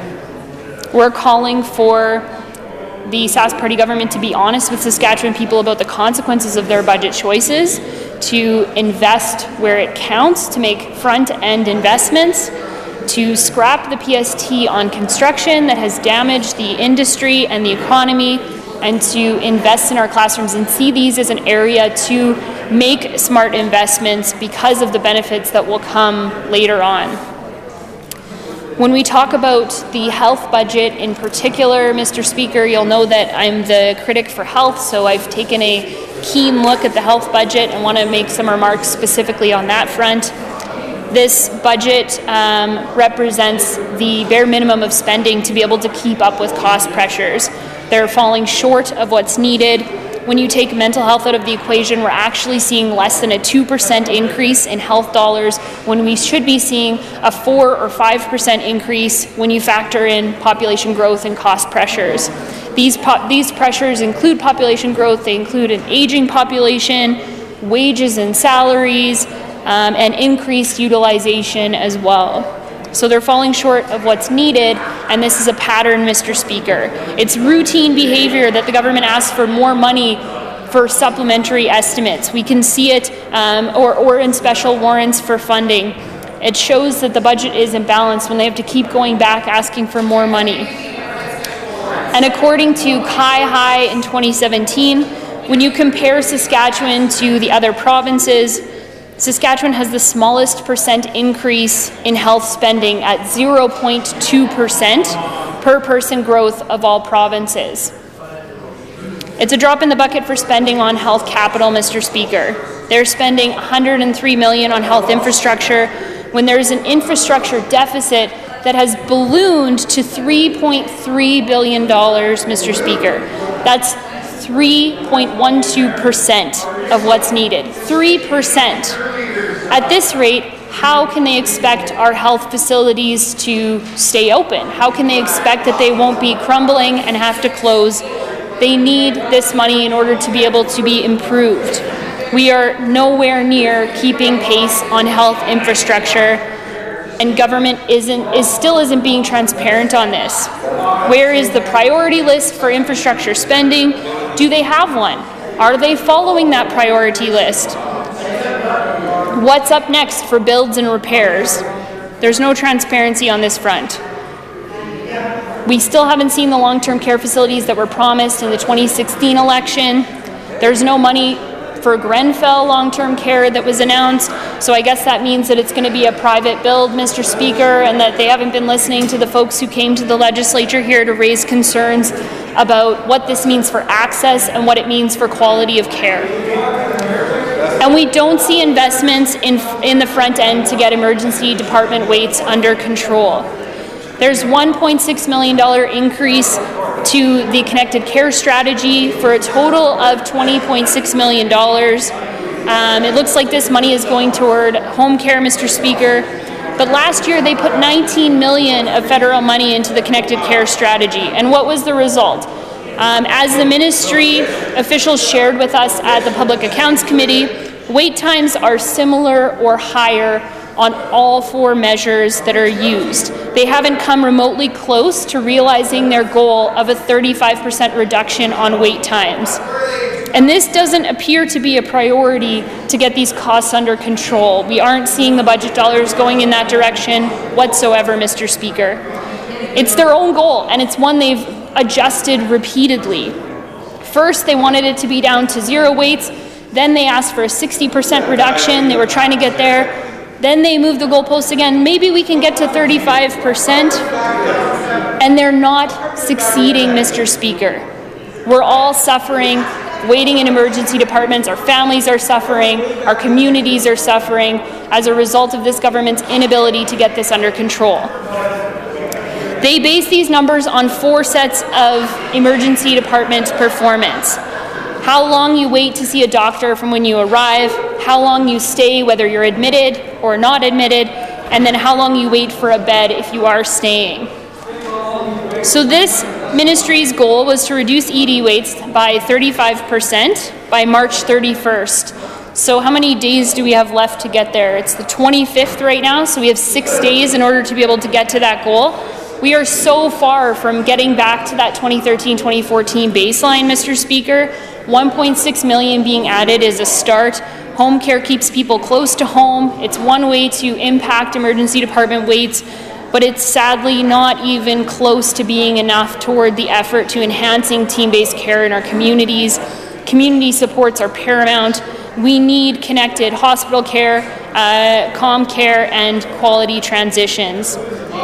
So, other areas that we talk about in terms of the health budget, Mr. Speaker. We see that autism funding increased, the individualized funding from $4,000 to $6,000. This is good, but it still only applies for diagnosed kids under 6 years old. So I know there are a number of folks who feel like they've been left out of the equation.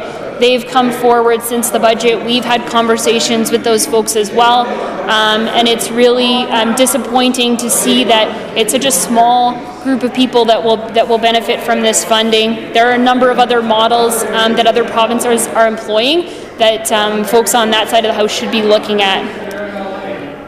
We're 2 years into the amalgamation of the Saskatchewan Health Authority. We are promised savings. We were promised millions of dollars of savings, 20 million at one point, then they cut it down to 10 million last year, but we're still looking to see where those savings are going to materialize, Mr. Speaker, where we're going to see them. So I'm still looking and hoping to see something from that, because it sure puts people through a tremendous amount of change if we're not actually going to see any material benefit for that change. There's funding toward an organ donor registry, but what about investing in donor physicians? As we heard a tiny bit about last year, Mr. Speaker, a proven evidence-based way to increase the number of donors. There's funding for the First Link program, which I know was a key initiative of the Alzheimer's Society. It's a great initiative, helps folks get connected, helps family supports get put in place, and this should make a significant impact on families. I know this is what they were asking for. We're certainly happy to see that those supports will be in place and that families will have access to those resources. Mr. Speaker, I understand it's being spread throughout the different areas of the province now. Health CBOs are being offered 1% this year to go into salaries. This is really an area that needs investment, that we have been calling for investment, Mr. Speaker. These folks provide critical supports, and this is not enough, Mr. Speaker, for the critical supports that are being provided here. There's a funding increase to account for more doctors, nurses, and staff at the Children's Hospital in Saskatoon. This is certainly welcomed and required, Mr. Speaker. We know there are tremendous challenges with the current state of staffing right now. 1.4 million toward Saskatoon Hospice. Again, we've heard folks in the community calling for this, Mr. Speaker.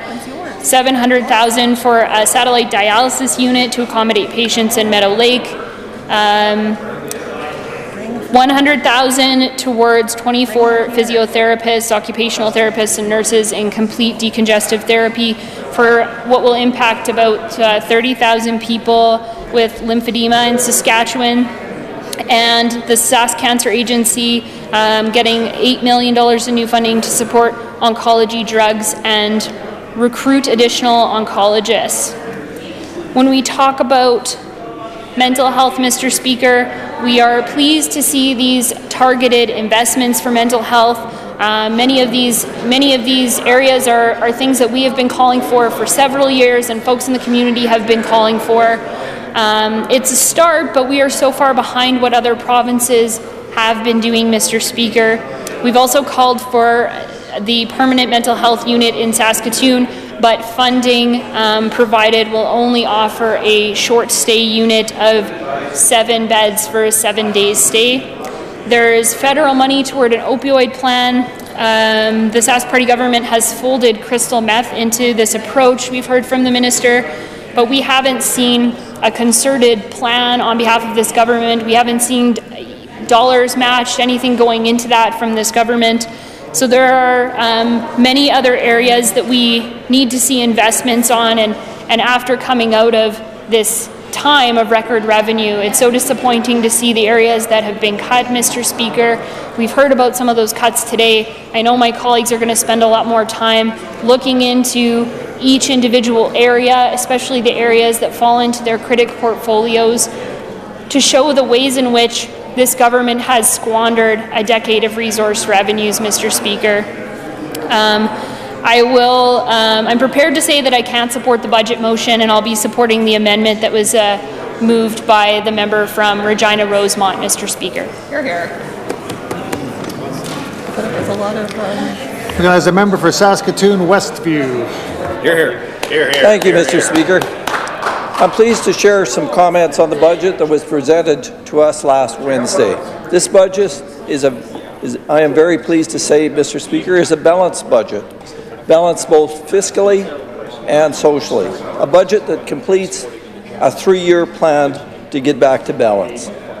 And I want to say a sincere thank you to the Finance Minister and the Premier for their leadership on this. And I also want to say thank you to our former Finance Minister, Kevin Doherty, and former Premier Brad Wall for getting this, the process started and making the tough decisions to get us started on getting back to balance. Not only does this budget get us back to balance, but it does so with the right balance for Saskatchewan, with key investments in healthcare, seniors, students, vulnerable families, among other things.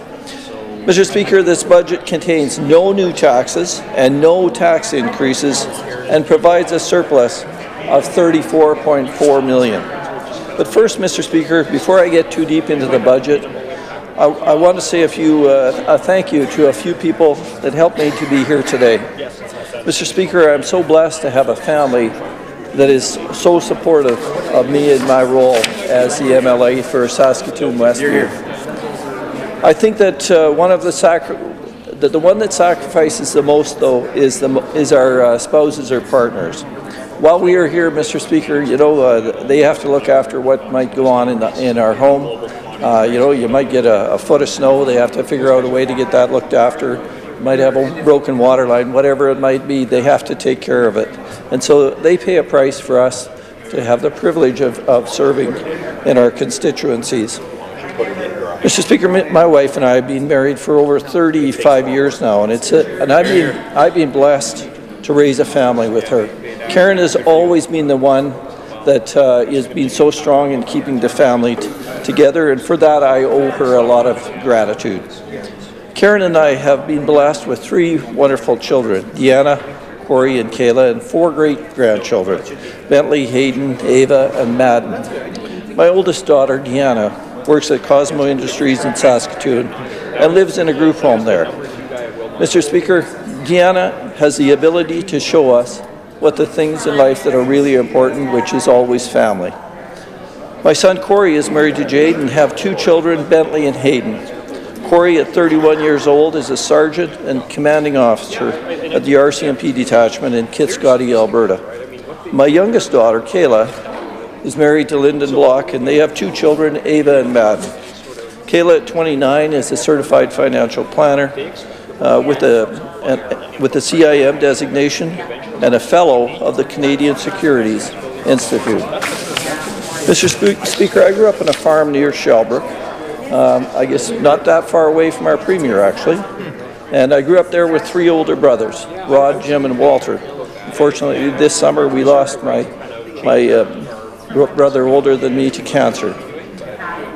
Mr. Speaker, my parents, Irvin and Pat, I think done a great job instilling a hard work ethic in our family. And, you know, my dad will be 98 years old in a few short weeks, and I think had a very positive influence in my life growing up, but also, you know, he's still a good source of knowledge for me today.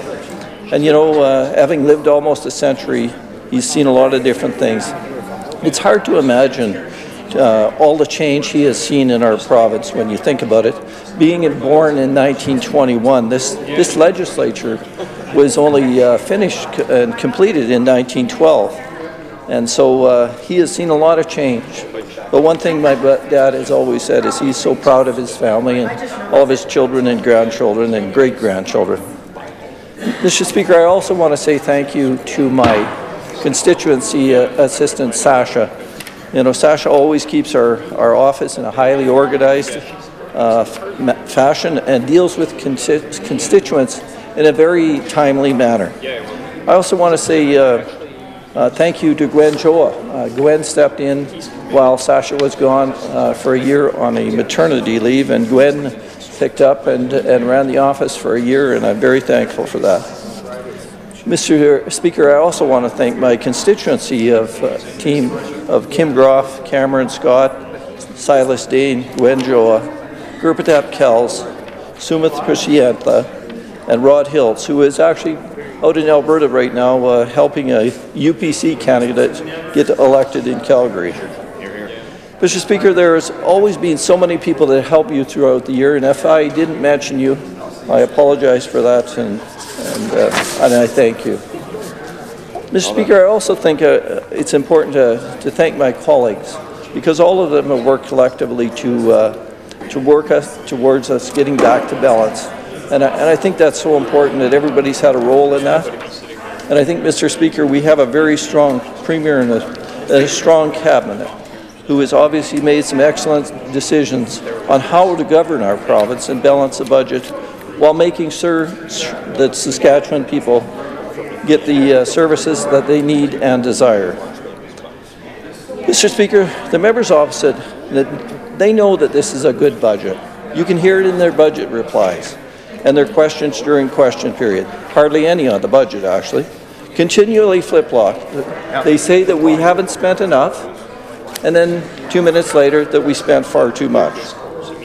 And so, you know, we always have to challenge them on their position. They admit that our government has had record revenues to work with. And yes, revenues have increased significantly since 2007. And that's what happens, Mr. Speaker, when you don't drive business and investment out of the province like they did during their 16 years in government. And they still haven't learned, Mr. Speaker, that you need to be supportive of business if you want them to invest. Mr. Speaker, they still support a federally imposed carbon tax on the province of Saskatchewan, a carbon tax that would devastate the Saskatchewan's residents. Their leader, Mr. Speaker, has spoken at anti-pipeline rallies, and oil is a huge concern for the western provinces, but specifically for us, Saskatchewan. And it's, Mr. Speaker, that is weak leadership when they don't take a role to support Saskatchewan business. And if they had it their way, they'd be borrowing $2.5 billion a year for 4 years just to keep up with their promises that they made before. And imagine how far in debt we would be. Mr. Speaker, our government will stand with our Premier to fight a federally imposed carbon tax that would be devastating to our economy and Saskatchewan people. Mr. Speaker, the member for Regina Rosemont said in his reply to the budget that we have doubled the PST. What a surprise for the people when they take them at their word and then they end up at the checkout counter and find out that the PST hasn't changed whatsoever. In fact, this budget has no new taxes or tax increases. Mr. Speaker, we know that a lot of members opposite wish that they could form government. Recently, their leader made a statement that they are just not ready to govern. And you know what? On this side of the House, we couldn't agree with them more on that. Just not ready. But back to the member for Regina Rosemont's statement on the PST doubling. How much credibility do you have when you misstate the true facts? If you ever hope to form government, you need to have credibility. And cherry-picking statistics or making statements out of context will not increase your credibility. And so we always have to correct their so-called facts to make sure that everyone gets the full picture. Mr. Speaker, this budget is a balanced budget with a surplus of $34.4 million. Not only is this year's budget balanced, but there is a plan to keep it balanced for years to come. A budget that has no new taxes or taxes increased. Mr. Speaker, something else that's in the budget that I think is really important is a tax credit for emergency responders for $3,000 per year. I want to personally thank the Premier and his Cabinet for this decision. Mr. Speaker, in a lot of cases, it costs emergency responders to volunteer their help. They use their own vehicles to get to the fire hall, and in almost every case, it costs them money to do that. And they could submit for that. They could submit those costs, but it would come out of a budget that they would then be more limited to purchase that emergency equipment that they need. You know, it wasn't so long ago, Mr. Speaker, that I was a volunteer firefighter with the village of Borden, a community with a very busy highway running right through town. And I haven't forgot how dangerous our highways can be for first responders. And we need to thank those generous, brave souls for the service that they provide to our Saskatchewan residents. We all expect someone to show up when we call 911. And so giving them a tax credit is a great idea. Another way we can help emergency responders is to slow down to a safe speed and follow their directions. Responders are so often out on our highways in very poor road conditions, which can create a dangerous situation for all of those involved. Sometimes the thing that they would appreciate the most, Mr. Speaker, would be your foot on your brake. Mr. Speaker, over the past decade, personal tax deductions have saved Saskatchewan residents $610 million. Mr. Speaker, business tax rates in Saskatchewan are among the lowest in Canada and the highest small business tax threshold in Canada. Mr. Speaker, these decisions keep investment in Saskatchewan and have helped create over 71,000 new jobs in Saskatchewan since 2007. GDP has also grown by almost 20% since 2007. Mr. Speaker, our government will continue to grow our economy and continue to create jobs in Saskatchewan. Since 2007, our population has grown by more than 160,000 people. And a lot of those people came here from international destinations, 108,000 actually of them at last count. And our government will continue to support a strong immigration policy and keep striving to get the federal government to allow us as many new immigrants through the Saskatchewan Immigrant Nomination Program, a program recognized as the best in Canada. Mr. Speaker, February was a record month for job growth in Saskatchewan. Female employment, full-time employment, and overall employment all hit record highs for the month of February. Saskatchewan's population grew by 11,259 in 2018 for a total of 1,168,423. February was the 7th consecutive month of job growth in Saskatchewan. And in other great news, the Conference Board of Canada predicts Saskatchewan's economy will grow by 2.2%, ranking 4th in the country. Mr. Speaker, in stark contrast to that, when the NDP were in government for 16 years, people left in droves due to the lack of opportunity. That's right. But not only were people leaving, businesses were closing and had no confidence in their government of that day. From 1996 to 2007, the population dropped by 22,000 people, and people were leaving for good reason, Mr. Speaker, but not because they wanted to. From 2000 to 2007, job creation was the worst in Canada and was actually half the national rate. I know, Mr. Speaker, I was one of those that had to go elsewhere to find a paycheck, and it's no wonder people were leaving, as the government raised taxes 21 times in 16 years, including raising the PST 4 times and raising the gas tax twice. Mr. Speaker, since we have had the privilege of forming government, Saskatchewan has had the longest sustained rate of growth in Canada, with a population now of 1.17 million, an increase of over 160,000 people since 2007. Saskatchewan has had the 3rd best job growth rate since 2007. Mr. Speaker, this government has made key investments within this balanced budget, and one of those key investments is in mental health and addiction support. The 2019-20 budget makes the largest investment in mental health and addiction services in Saskatchewan's history, to a total of $402 million, an increase of $30 million. The largest investment includes $13.7 million to support the new hospital in North Battleford. This includes funding for more than 140 beds to treat individuals with mental health and addictions challenges. Mr. Speaker, this balanced budget includes an increase to K-12 education of $26.2 million over last year, and a total operating funding of $1.9 billion a year to Saskatchewan's 27 school divisions.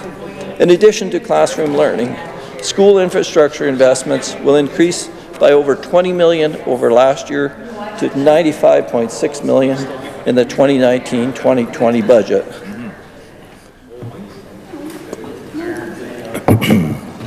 And this includes $3 million for planning projects for new major schools, $250,000 to determine the scope of a replacement school for St. Francis School in Saskatoon, $29 million for two consolidation projects in Weyburn and Rostern, $55.9 million for preventative maintenance, $6.4 million for relocatables, and $1 million for school facility assessments.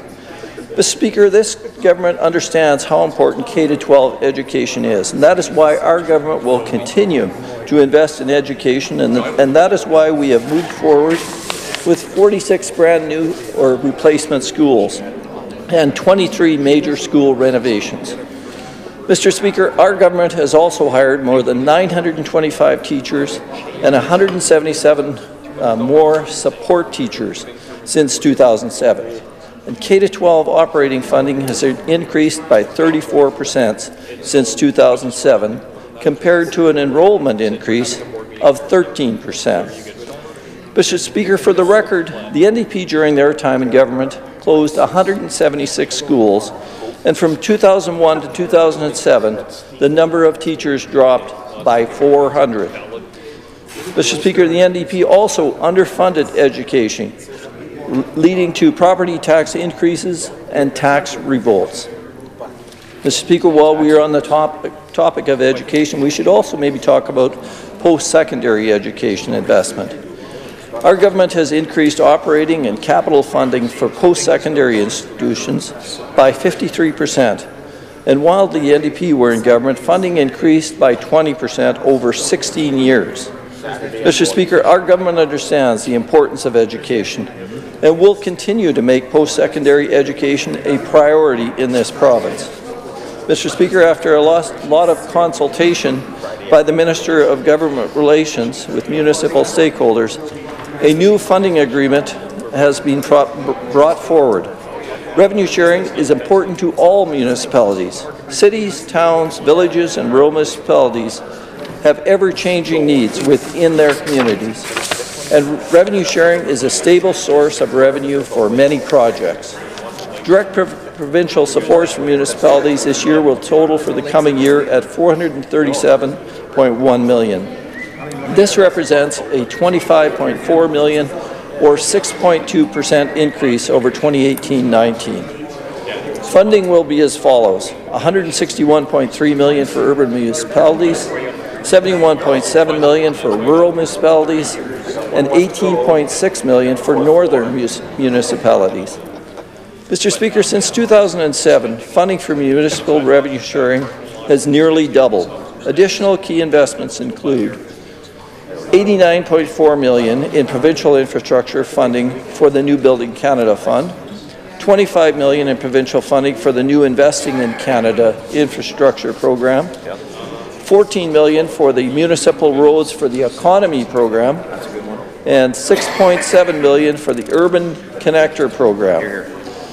$1.6 million for provincial infrastructure funding for the Clean Water and Wastewater program, which is actually winding down, and $1.4 million for the Strategic Partnership program. And all of these investments are important, Mr. Speaker, to keep our communities growing and support their infrastructure needs. Mr. Speaker, our government is investing in highways in this balanced budget, with one of the most important investments being around intersection safety. Mr. Speaker, I have driven professionally for probably between 2 and 3 million miles on highways in Canada. And I'm proud of this government's investment in highway projects over the last 11 years. Saskatchewan was for so long this laughingstock of highways and the butt of so many jokes. No longer, Mr. Speaker, this year will mark the opening of the new Regina bypass. And as a professional driver, I can tell you that most people have no idea the treat that they are about to receive when it opens. Mr. Speaker, not only will this be a benefit to the City of Regina, it will be a significant benefit to all traffic in the Regina area. The City of Regina will see an enormous benefit of taking traffic off of their streets. This is the largest infrastructure project in the province's history. It will be another positive step in building Saskatchewan's economy. Mr. Speaker, other highway investments include an enhanced intersection safety project, which is a $65 million, 5-year $65 million project to improve safety and save lives. Mr. Speaker, Highways is also investing $7 million through the Safety Improvement Program to reduce the frequency and severity of collisions. The 2019-20 budget, balanced budget, will see improvements to more than 60 intersections, including turning lanes, lighting, clearing of snow lines, and the installation of rumble strips.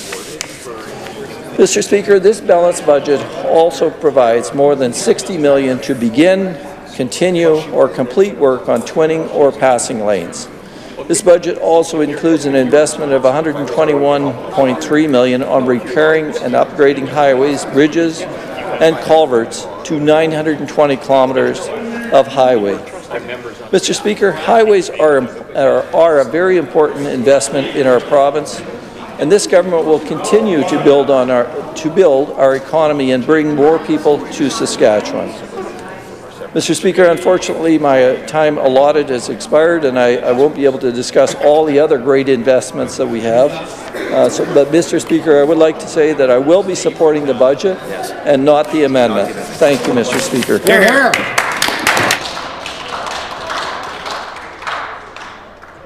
Recognize the member for Swift Current.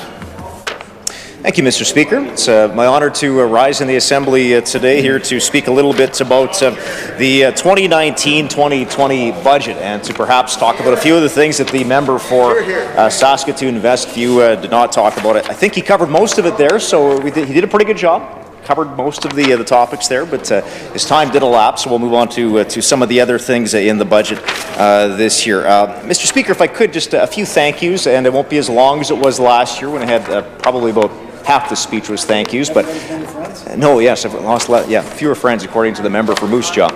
Mr. Speaker, thank you for serving in that capacity as the Speaker of the Assembly. I would like to thank my family, Mr. Speaker, my wife Anita and my stepkids Raven and Adler. Raven's wrapping up her time in New Zealand. She'll be coming back home in about 3 weeks or so, Mr. Speaker. And my stepson Adler, who's working for a company in Swift Current based in the oil patch, and he is raising a young 19-month-old son right now, our grandson Axel, who brings a lot of joy to our family. My folks up at Melfort, the good constituency of Melfort, they have a good member up there, Tom and Pat Hindley. My brother Taylor, my sisters Eric and Melissa, my niece Elizabeth, and I can't, of course, forget my Aunt Darlene, who I think is one of 2 people that might be watching this back home right now, and is a good supporter of the member for Melfort's as well. Some people back in Swift Current, Mr. Speaker, my executive and my directors at large, my volunteers who help out on a regular basis, of course the constituency assistant who has served with me so well, Nola Smith, who does great work in the MLA office on Central Avenue there in Swift Current, and her family, her husband Dave and their daughters, who have become very close friends of ours, and I want to thank Nola for the great work that she does in our constituency office. And last but not least, Mr. Speaker, I'd like to thank the good people of Swift Current, who I guess it was just over a year or so ago that they put their trust in me to serve as their MLA, and I want to thank the folks in Swift Currents who have been very supportive of myself and my family, and have been just a good source of inspiration as I carry on in this role. Mr. Speaker, if I could, before we get into the budget here, where we talk about the 2019-2020 budget, which, as we've said, is the right balance for the people of Swift Current and the people of Saskatchewan, I'd like to thank a few people. Of course, the Premier and the Finance Minister, the member for Humboldt, and the caucus and the cabinets, who are all parts of this year's budget. But I think we need to go back a couple of years and thank the previous Premier, my predecessor, the former MLA for Swift Current and former Premier, Mr. Brad Wall, for his leadership at that time, as well as the former Finance Minister, Kevin Doherty, as well as the caucus and the cabinet of the day, many of whom are sitting here on this side of the chamber right now, for the difficult decisions they made a couple of years ago as they talked about getting on a 3-year plan to get back to balance. And we'll talk a little bit about this afternoon. Some of my colleagues have already spoken about it, but about the reason why this is a significant achievement for us and why we've been looking forward to this budget, the 2019-2020 budget. So, if I could, Mr. Speaker, let's talk about the 2019-2020 budget. It is as I said before, it is a balanced budget with no new taxes and no tax hikes, Mr. Speaker. And in addition, there's projected to be a small surplus this year and additional surpluses in the years ahead. And this is important for a number of reasons, Mr. Speaker. And the reason it is important is because it allows for some sustainability. Now, if we talk about some of the major investments into the budget this year, Swift Current, I would argue, my community, my constituency, had the opportunity to benefit in years previous from some of those budgets. We've had a number of fairly significant capital infrastructure projects in Swift Current, such as a couple of new schools there, a Cole Centennial and All Saints Catholic School, a room for over 1,000 kids, and that school opened a few years ago. That was very significant. Of course, the Meadows Long-Term Care Facility. And that was a very, very important project for us, Mr. Speaker. That long-term care facility was one of the first ones that was done in our province, and was done under a P3 model, which has been very successful and is a cutting-edge, top-of-the-line healthcare facility, long-term healthcare facility in our community, with more beds than what we had before. Our previous 3 long-term care facilities in Swift Current had approximately 194 beds, and as the population ages and the city of Swift Current serves not just the community itself, but a surrounding area of Swift Current and southwest Saskatchewan, we found the need to increase the number of beds in that particular facility. So the Meadows Long-Term Care Facility is 225 beds and is well staffed by some great people there that provide some outstanding services to the people of Swift Current and area. Previous investments, Mr. Speaker, these are important to talk about because we've had some significant investments on highways in and around Swift Current. The number 1 and 4 highway had a significant traffic safety improvement project, an intersection improvement a number of years ago. That's improved safety. We've put in some significant investments into the number 4 highway, a truck climbing lane at Saskatchewan Landing, which used to be located in the constituency but is now outside. But that was a very, very important investment for us. We heard from a number of people about the importance of safety and improving safety at the Saskatchewan Landing and Highway 4 north of Swift Current. There's been some work done on Highway 4 south of Swift Current as we get more and more of that particular stretch of highway completed closer towards the Canada-US border, and that work continues on Highway number 4. Mr. Speaker, there were some investments into social services in previous years. A couple of years ago, 5 new housing development units in Swift Current, as well an additional 6 units which are under construction. There's about $500,000 worth of work in those particular investments. Just a couple of months ago, Mr. Speaker, earlier this winter, the Minister for Rural and Remote Health, the member for Yorkton, and myself had the opportunity to cut the ribbon on the new permanent heliport for the Cypress Regional Hospital in Swift Current, Mr. Speaker. $425,000 investment, and as I understand it, the hospital, the heliport at the Cypress Regional Hospital is one of the busier heliports in the province because of the large area it serves and also the nature of work that takes place in and around southwest Saskatchewan. There was some funding. I should go back into the Natural Wonders Early Learning Centre. Close to $1 million in that particular investment in previous years, Mr. Speaker. Speaking of which, back in December, this government, the Minister of Education, announced an additional 150 new childcare spaces across the province, and the community of Swift Current, we benefited from that. There will be an additional 30 new childcare spaces in our community as a result of that investment, which is important for the parents and families of Swift Current and Southwest Saskatchewan. Revenue sharing, Mr. Speaker. For a long time, we've heard from municipalities about, and this dates back to prior to 2007, back to the NDP opposition days when they were in government, but we heard from municipal leaders the need for a significant and a predictable revenue sharing formula. And we've been able to deliver that predictable revenue sharing formula, Mr. Speaker. We've done that for the past 10 years and revised it a bit in this particular budget year. In the 2019-2020 budget, Mr. Speaker, Swift Current's share of revenue sharing will be just over $3 million. And that is a very, very large number, Mr. Speaker. If you think about it, it is about 130% increase in revenue sharing compared to what they used to get, about $1.3 million back in 2007. So that is a large amount and a good amount of funding to the City of Swift Current for the work they do. So those are a few of the previous investments in years gone by into the community of Swift Current. This year, Mr. Speaker, we're seeing some good investments into other communities around the province, other communities who have some needs.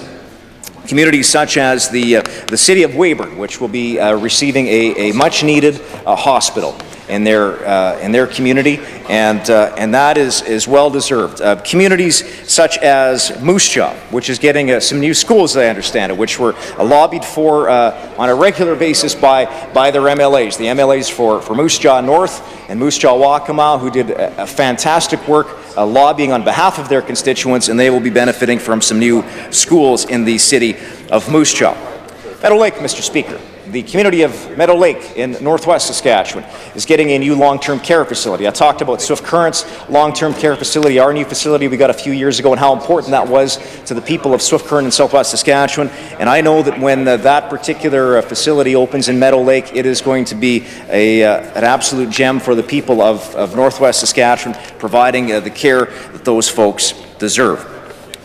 Mr. Speaker, in the 2019-2020 budget, we're going to talk a bit about some of the major investments that were part of this budget.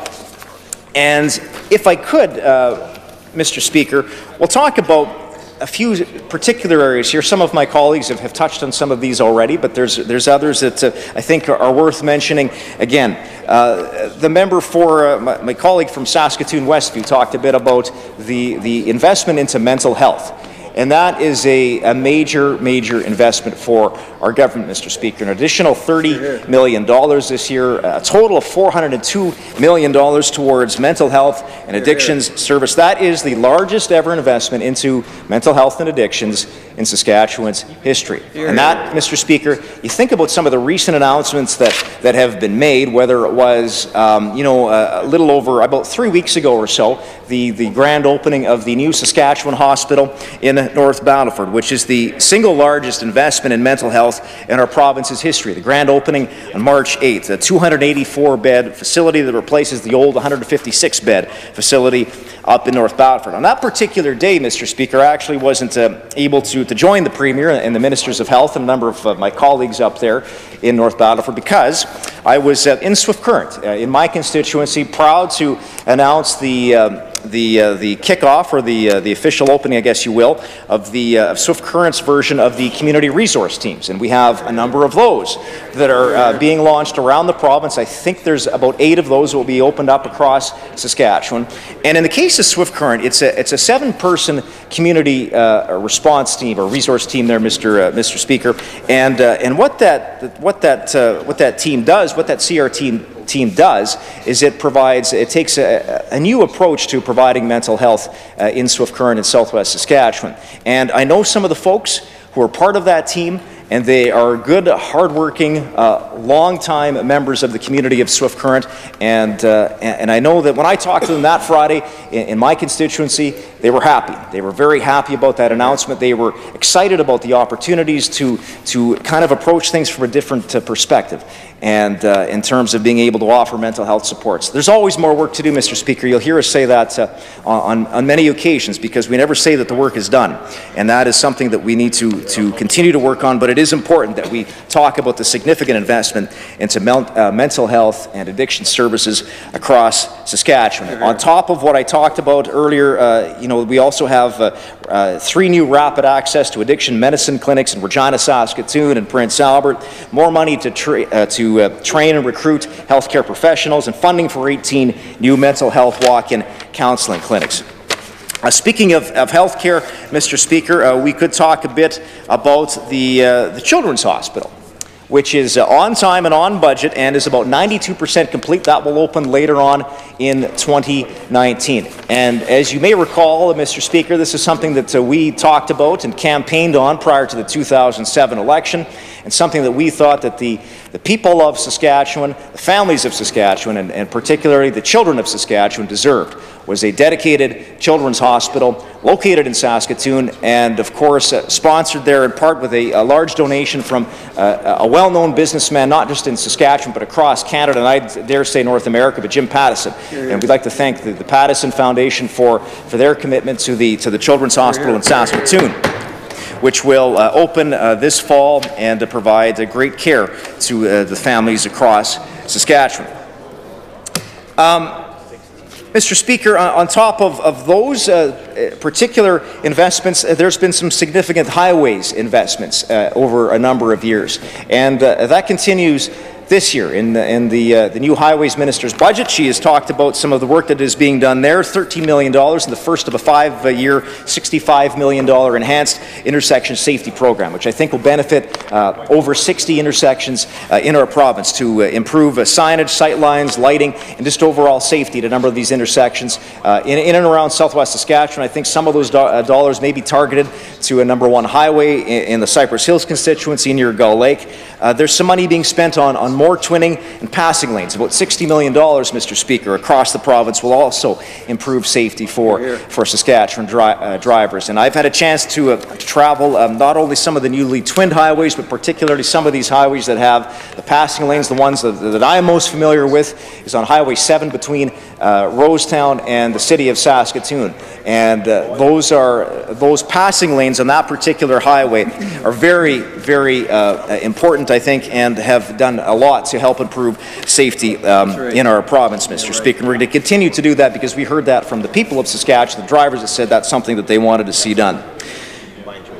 Vulnerable families, Mr. Speaker, we've made some significant investments there. Foster families, for example. It was announced in this 2019-2020 budget that families who complete their training to increase their caregiver skills will receive up to $500 more per month per child. And I had an opportunity back in October at an appreciation banquet to speak to some of the folks in Swift Current and Southwest Saskatchewan who are foster parents. And Mr. Speaker, I had a chance to meet people who are new foster parents. They've been foster parents for maybe a year or two, and others who have been foster parents for decades.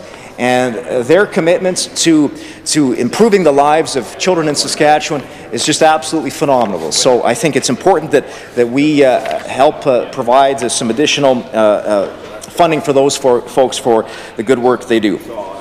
Autism individualized funding. Mr. Speaker, this is something we were lobbied for a number of years, and we have always said that as the funding would allow, we would contribute to this particular project. And you'll have noticed in the 2019-2020 budget, Mr. Speaker, that funding has increased will be increasing from $4,000 to $6,000 annually for each child with autism under the age of 6. Again, more work to do, but at least we are making steps towards that and making some significant investments for the families of autistic parents across Saskatchewan. Funding for people with disabilities, Mr. Speaker, I could go on and on. There was an increase into the Saskatchewan Assured Income for Disability program, more funding for residential and day programming. I've talked about the Children's Hospital, Mr. Speaker. I perhaps glanced over and didn't mention when I was talking about highways, but the Regina bypass. Again, another project that is improving safety and traffic flow in and around Regina and is on time and on budget. I've had a chance to tour it a little bit earlier back in the fall and see some of the work that was done on the east side of Regina and just the amazing amount of work that is done to improve safety. Because that's what we were hearing from, Mr. Speaker. We were hearing from the people and the constituents that were contacting their MLAs in that area about the important work that needed to be done to improve safety, and that's what the Regina bypass will do, and it will open in the fall of 2019 on time and on budget, Mr. Speaker. New money for planning dollars for the Victoria Hospital in Prince Albert. I've spoken about Weyburn. More cellular cell towers across Saskatchewan, Mr. Speaker, including some in southwest Saskatchewan. I was driving in today and actually dropped a call. And so hopefully I think that perhaps that area might be up for a new cell tower. Mr. Speaker, this is all within a balanced budget. And what's important, Mr. Speaker, is the reason that we've focused on a balanced budget is you have to be able to make these decisions and make these investments in a long-term, sustainable manner. And that's why we've focused so hard and made some very difficult decisions.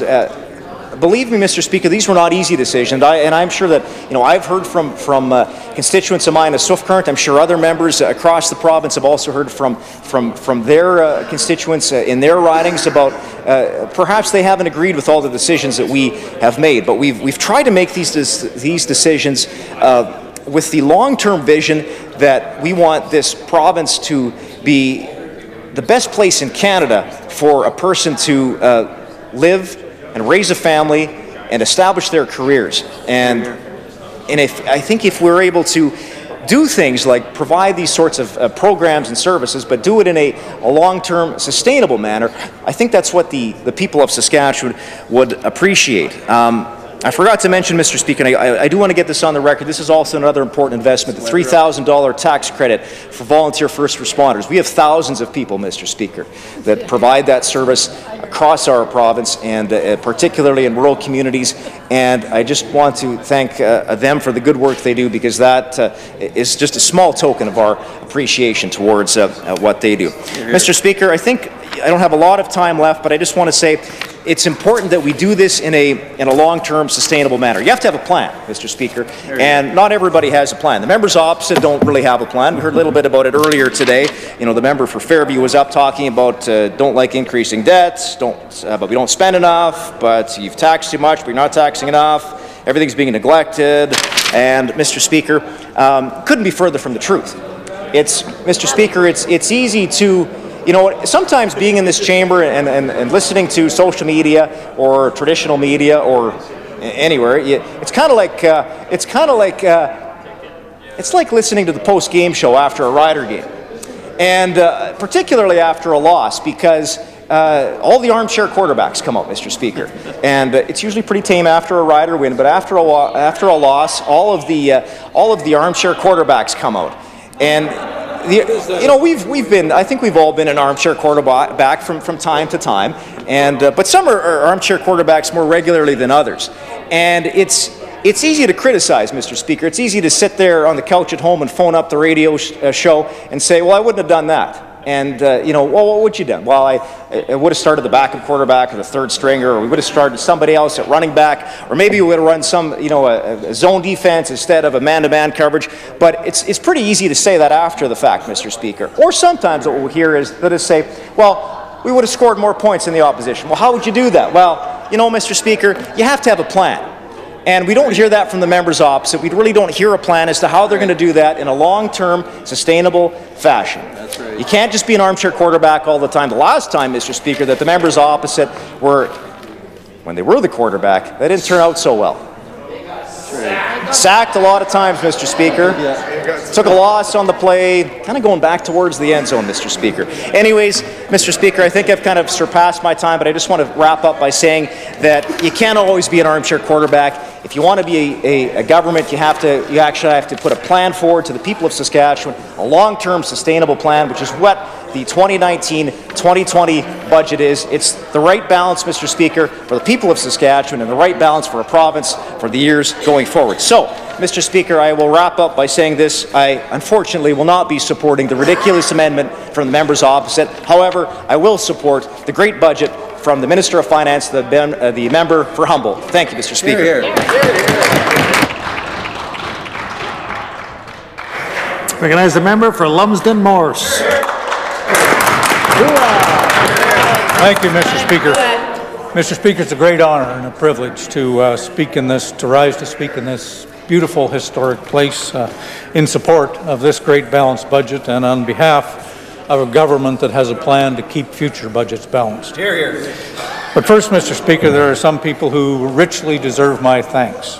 Mr. Speaker, we're all here to serve our constituencies as well as the best interests of the province as a whole. And Mr. Speaker, I thank my constituents, the great hard-working people of Lumsden Morse.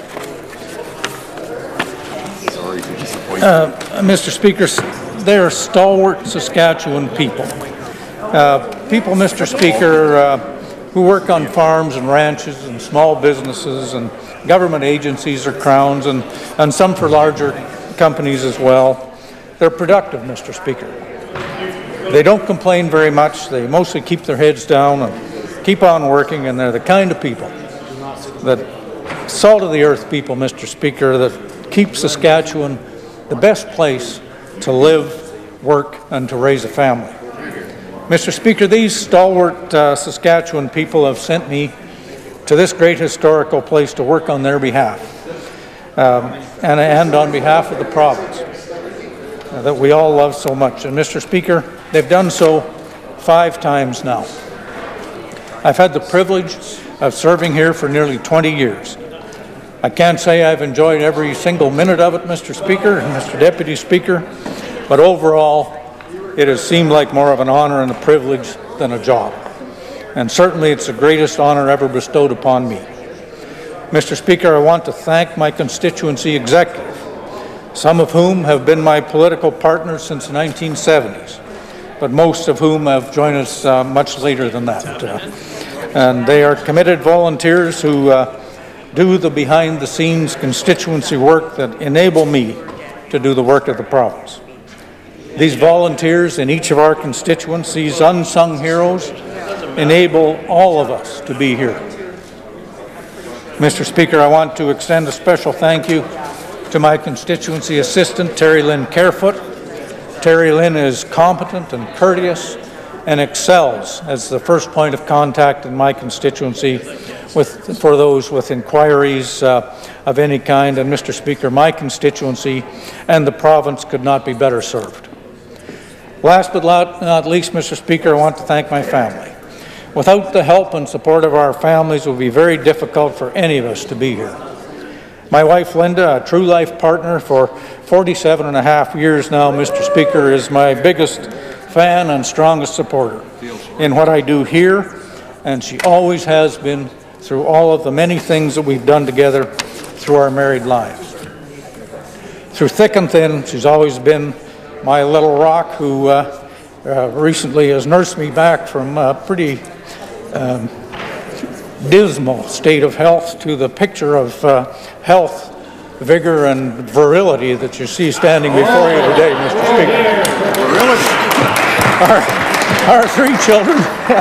Our three children, Stephanie, Allison, and Lee, are also great supporters, great supports to both of us, and we are very proud of the outstanding people that they have become.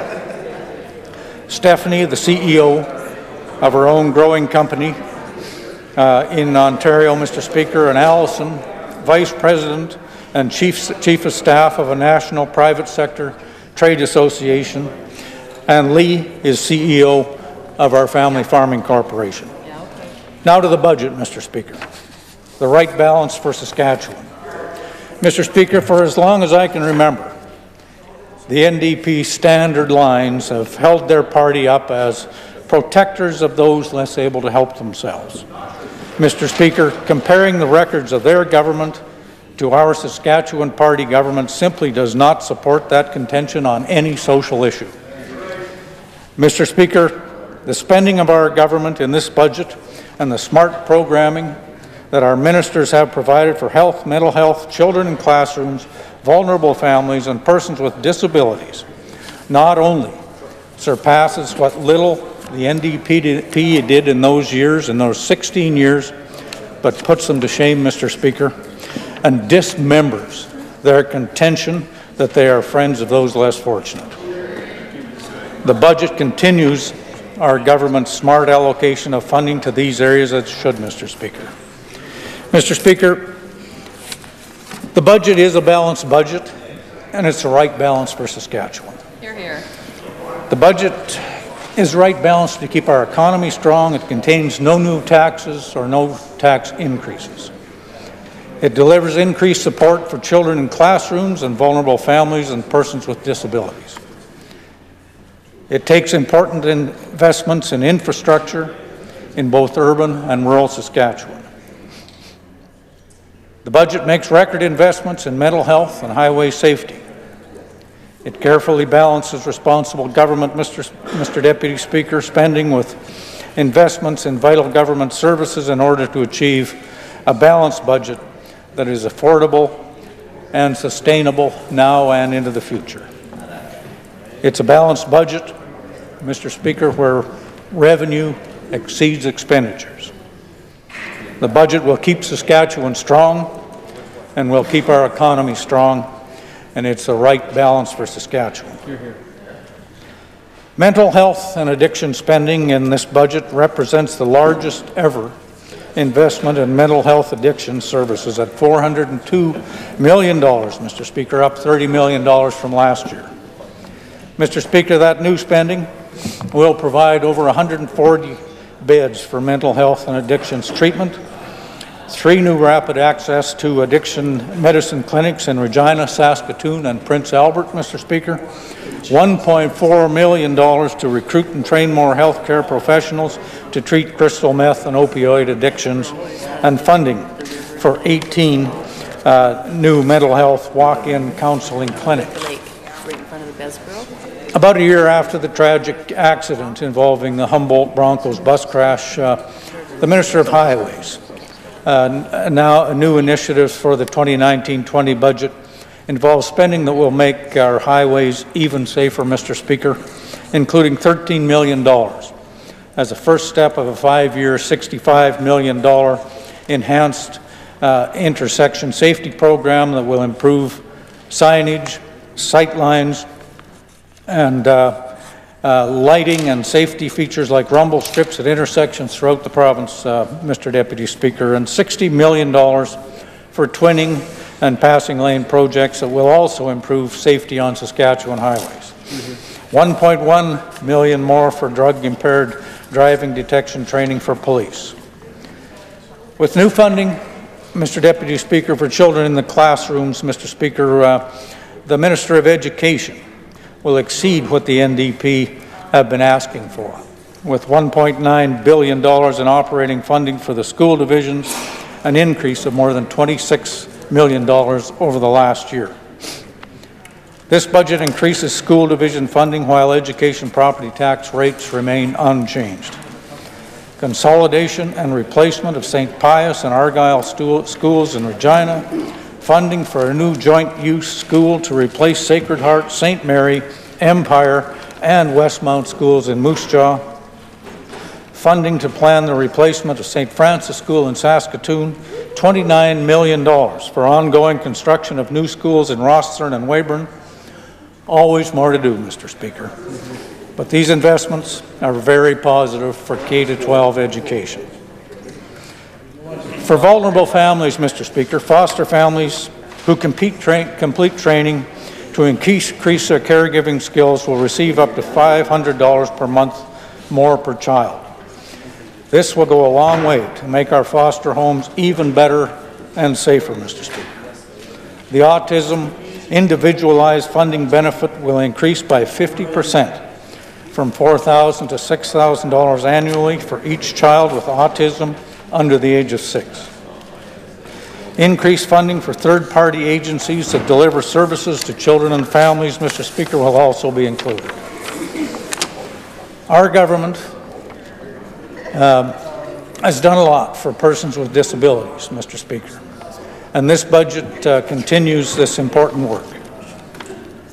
With a $6.3 million increase for the Saskatchewan Assured Assistance Income for Disability, or SAID program, Mr. Speaker, increased funding for private service homes and third-party agencies to provide services for persons with intellectual disabilities, $3.5 million to transition youth with intellectual disabilities to adult disability services, Mr. Deputy Speaker, and $2.6 million to provide residential and day programming services to high-needs adults who urgently require services. New funding of $500,000 will continue to improve access to respite supports for families caring for adult children with intellectual disabilities. Our government continues our strong commitment to infrastructure improvements in the province, Mr. Speaker, with $2.7 billion for infrastructure investment, including the Crown corporations. Completion of the new Jim Pattison Children's Hospital in Saskatoon, completion of the Regina Bypass, $12 million to begin construction of a new long-term care facility to replace the Northland Pioneers Lodge in Meadow Lake, $2.5 million for pre-construction design of a new Victoria Hospital in Prince Albert, $2.5 million for the planning and design of a new hospital in Weyburn, 41 new SaskTel cellular sites this year as part of a 2-year initiative to add 100 new cellular sites in smaller communities across Saskatchewan. Funding to repair and improve 1,000 kilometers of highway, Mr. Speaker. Municipal infrastructure funding exceeds $229 million in this budget, an 11% increase from last year. Mr. Speaker, the word dismalism. Mr. Speaker, I don't think that must not be a word, Mr. Speaker, because I tried to look it up. Dismalism. I can't find it anywhere, Mr. Speaker. Who used it? But if thesauruses ever attempt to describe the NDP, this single new word, dismalism, would be the most concise, descriptive, and accurate definition of the NDP. Everywhere they are government, the results, both economic and social, are the same. Dismal. Mr. Speaker, this budget not only provided more for social programs that I have pointed out, but also continues our government's programs that support investment and job creation. And Mr. Speaker, people need to remember that business investment is the only way to create real sustainable jobs.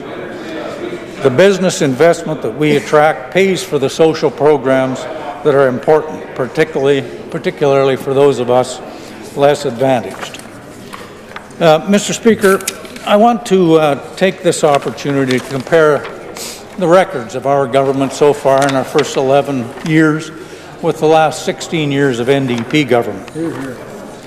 Mr. Speaker, since 2007, our population under our Saskatchewan Party government has grown by 160,000 people.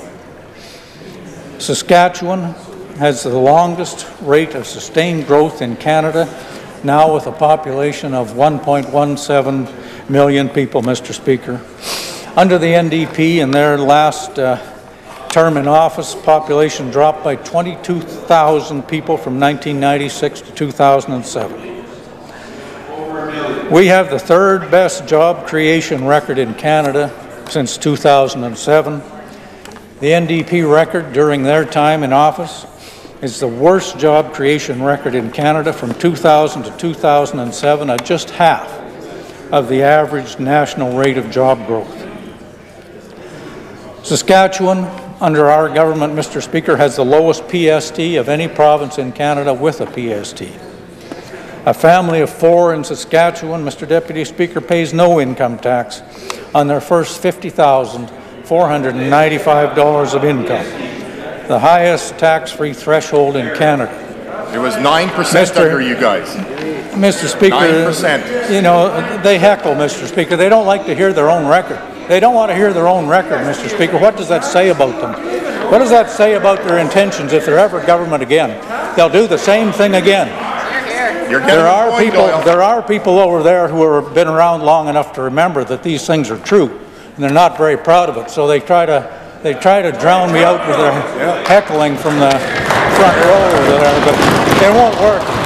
It won't work. Hansard picks this up. The people of the province will be watching on television because I'm quite a draw. Ratings just went up. And during that time when they were in office, they raised taxes 21 times in 16 years, including raising the PST 4 times and the gas tax twice.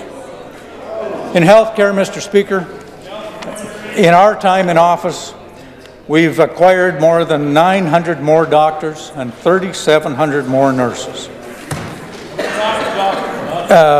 Under the NDP government, Saskatchewan lost 450 nurses and 173 doctors just between 2001 and 2006 alone.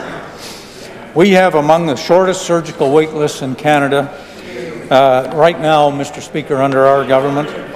During the NDP years, all 16 of them, they had the longest surgical wait times in Canada. We have doubled investments in hospital projects, including the new Children's Hospital in Saskatoon and new hospitals in Moose Jaw and North Battleford. What did they do, Mr. Speaker? They closed 52 hospitals in this province. On behalf of seniors, our government has opened 15 new long-term care facilities for seniors. The NDP closed 1,200 long-term care beds. We have tripled the seniors' income plan benefit from $90 to $270 a month. Under their watch, there was no increase to the seniors' income plan benefit for 16 years.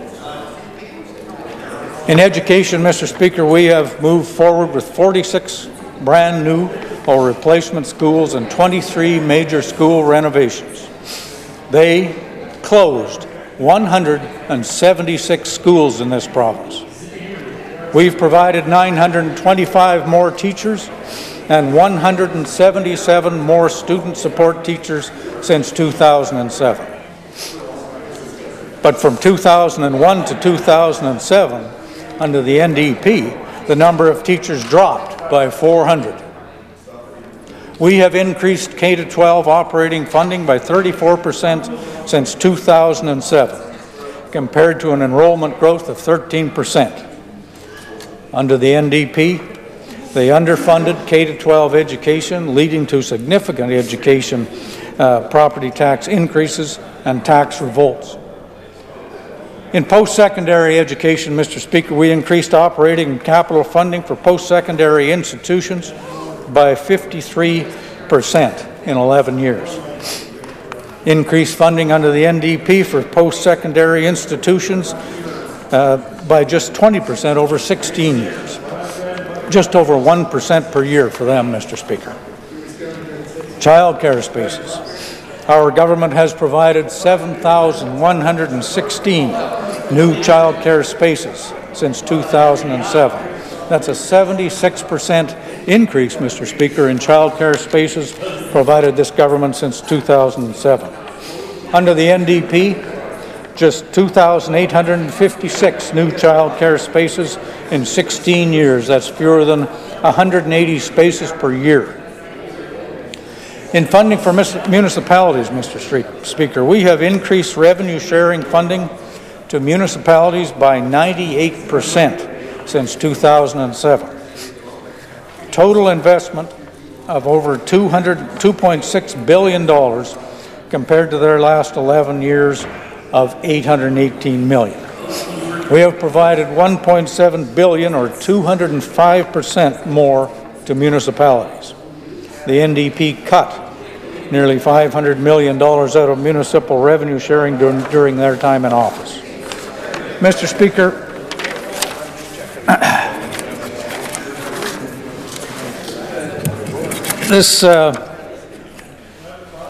I congratulate the Minister of Finance, Treasury Board, the good people in the Ministry of Finance, as well as each and every minister in this great government, all working under the leadership of our Premier to create this landmark budget that is a balanced budget and a budget that facilitates a strong economy while funding health, education, and our social programs at unprecedented levels. This is a balanced budget that will continue to support our AAA credit rating. This is a budget, Mr. Speaker, that is balanced despite unfair federal Liberal policies that take equalization payments from us, while at the same time have botched trading relationships with our largest trading partners and propose to pass Bill C-69 that will make the building of any future pipelines an untenable proposition. On top of all that, they will impose a punitive and ineffective carbon tax on April 1st. With our own federal government working against us, Mr. Speaker, a loss of $1.2 billion in resource revenues, only a small portion of which has been replaced to date, this is a great budget. This 3-year project to get back to balance after the sudden loss of $1.2 billion of resource revenue, all culminating in this balanced budget, has been an epic struggle and a defining moment of victory for our government and for the province of Saskatchewan. Accordingly, Mr. Speaker, I support the motion and this great budget, and I will not be supporting the ill-conceived amendment of the NDP opposition. Thank you, Mr. Speaker, and God bless Saskatchewan. Hear, hear. I recognize the member from Calvington-Wadena. Thank you, Mr. Speaker. I'll just say ditto to the words from the member from Lumsden North. I couldn't agree more with everything that he said, and he spoke most eloquently, as he usually does. Mr. Deputy Speaker, I'll just take a minute to say thank you to my family for their support in this role. I'm very, very honored to rise in this House and to attend on behalf of the constituents of Calvington-Wadena, and I truly appreciate my family's support and certainly the support of my constituents in this place. I want to thank my constituency assistant, Chris, for her outstanding work in the office back home, and truly appreciate all that she does in working with our constituents and being very, very responsive to their questions, inquiries, concerns, and issues. And I think that's an extremely important role on our behalf. I want to take this opportunity as well to thank the executive on my constituency association, who are very, very supportive and have done yeoman's effort in building the constituency membership, but also we've engaged a number of young people on our executive, and I think that's particularly important, and I'm very, very pleased to have some outstanding young people engaged in the constituency efforts. And I do want to say thank you to my colleagues, Thanks. especially appreciate it. Yeah, especially the ones that are closest to me in my offices, because they keep it light and they challenge each other, and they certainly challenge me, and I think we're all better for it.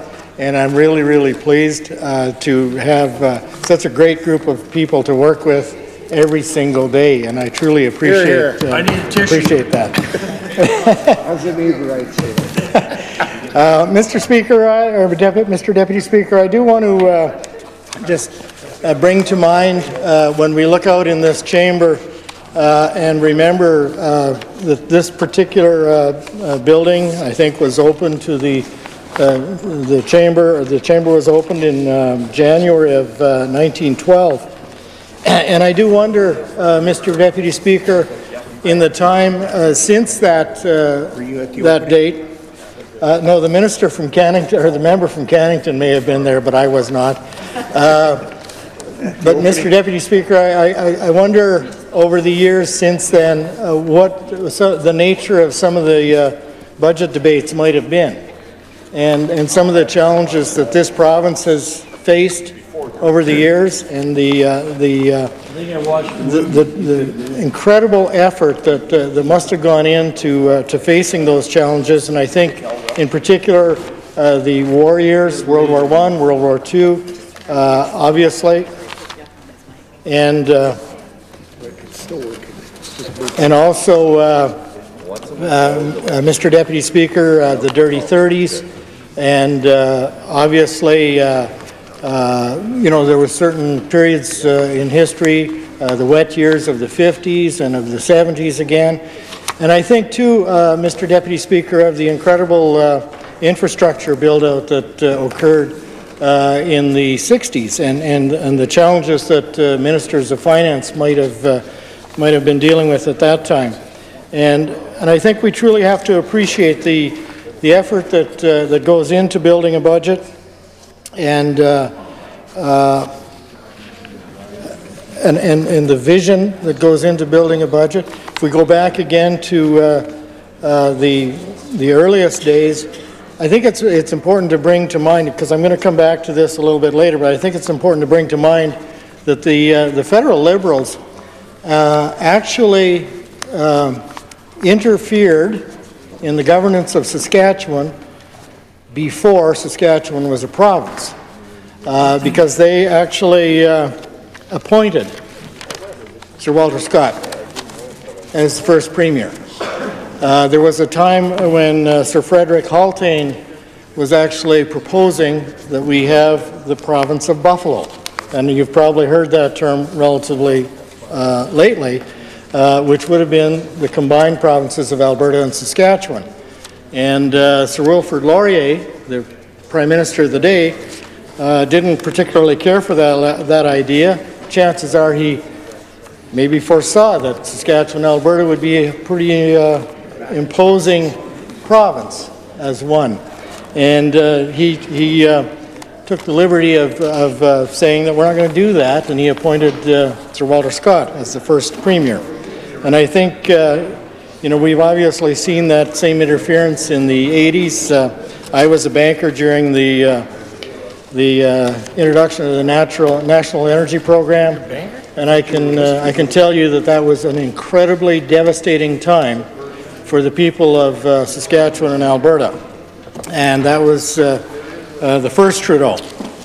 And now, obviously, we have the second Trudeau, and all of the issues that we're facing with him, and I'll come back to that as well in a minute. Mr. Speaker, Mr. Deputy Speaker, I think, though, all of us here, certainly on this side of the House, recognize that when we walk up those steps in the front and we put this pin on in the morning, I think we fully recognize and appreciate the solemn responsibility that we have to our constituents, and I think, you know, I think that we respect the input from constituents, but I really truly believe that they have an appreciation for the difficulty that we have year after year in looking forward and trying to put together a budget that responds to their needs and aspirations. Mr. Deputy Speaker, I think it's important to note that the budget process is a long process. It essentially has already begun for next year, and we play that out through a number of different ways. Obviously, the stakeholder engagements are ongoing all the time. There are initiatives that come directly out of ministries. Obviously, there are committees that are meeting with various interest groups, and then as those things progress, they obviously go before Treasury Board, and I take this opportunity to say thank you to the members of Treasury Board who do an incredible amount of work throughout the year, and they truly are the guardians at the gate, I guess I could. I think that I have great respect for the work that the Treasury Board does, and then, of course, the Minister of Finance and the Finance Ministry, the senior officials, and the work that they do. This is a very long process. This is not something that happens on the back of a napkin. It takes a lot of time, a lot of energy from a lot of people to get through all of the line items and the literally hundreds of position papers that come forward from the various agencies and ministries to get to the point of a budget. And certainly then, once it's gone through that, a lot of those things come back to committees and then obviously on to Cabinet. And I think someone mentioned the other day, it might have been the Premier or the Minister of Finance, I think it's really, really interesting when they pointed out that the easy decisions are easy. You either do it or don't do it. Very simple, very straightforward. Where it gets difficult, Mr. Deputy Speaker, is when you have really, really important needs that need to be addressed, but you have to make choices. And we really have to respect and appreciate both Treasury Board, the Ministry of Finance, and of course the Finance Minister and Cabinet in making those very, very difficult decisions that have to happen year after year. I think it's really important, Mr. Deputy Speaker, that we look at the context of this particular budget, the budget that does provide the right balance for all of us. And you know, we've had over 3 years of commodity challenges, clearly in the oil and gas industry, but in uranium and in potash. And I think we've struggled through those 3 years, but I think it's important to note that we made the adjustments, we made the commitment 3 years ago to deal with those challenges, and we made the adjustments in our budgetary process and how we look at broadening the revenue sources across the province to accommodate for those losses in the commodity side, and I think we're far better for it. And I again respect the vision of the former Premier, Mr. Wall, and the former Minister of Finance, Mr. Doherty, for the incredible work that they did to set us on this path. Mr. Deputy Speaker, we face headwinds. It's been mentioned by others. Bill C-69, the No More Pipelines bill from the federal government. Bill C-48, the ban on tanker traffic, and it's important to note that Bill C-48 only deals with a ban on tanker traffic on the West Coast. Nothing to do with the East Coast, where we've got oil coming in from around the world. There's something fundamentally wrong with that. Mr. Deputy Speaker, has been noted earlier that we've had I believe it's $55 billion worth of oil capital flight out of Canada, largely to the United States, purely as a response to a federal government that has signaled over and over again, I can't use any other word but disdain for the oil and gas industry, and I think it's absolutely shameful, Mr. Deputy Speaker.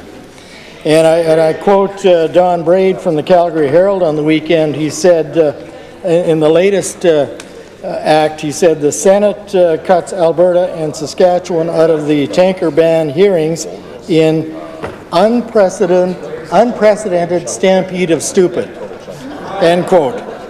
Mr. Speaker, I don't think that it can be stated more clearly what is going on with respect to our challenges.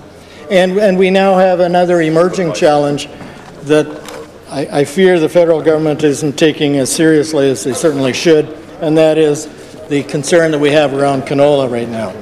I'm very, very concerned for our agriculture community. I think that that's something that we need to be very mindful of.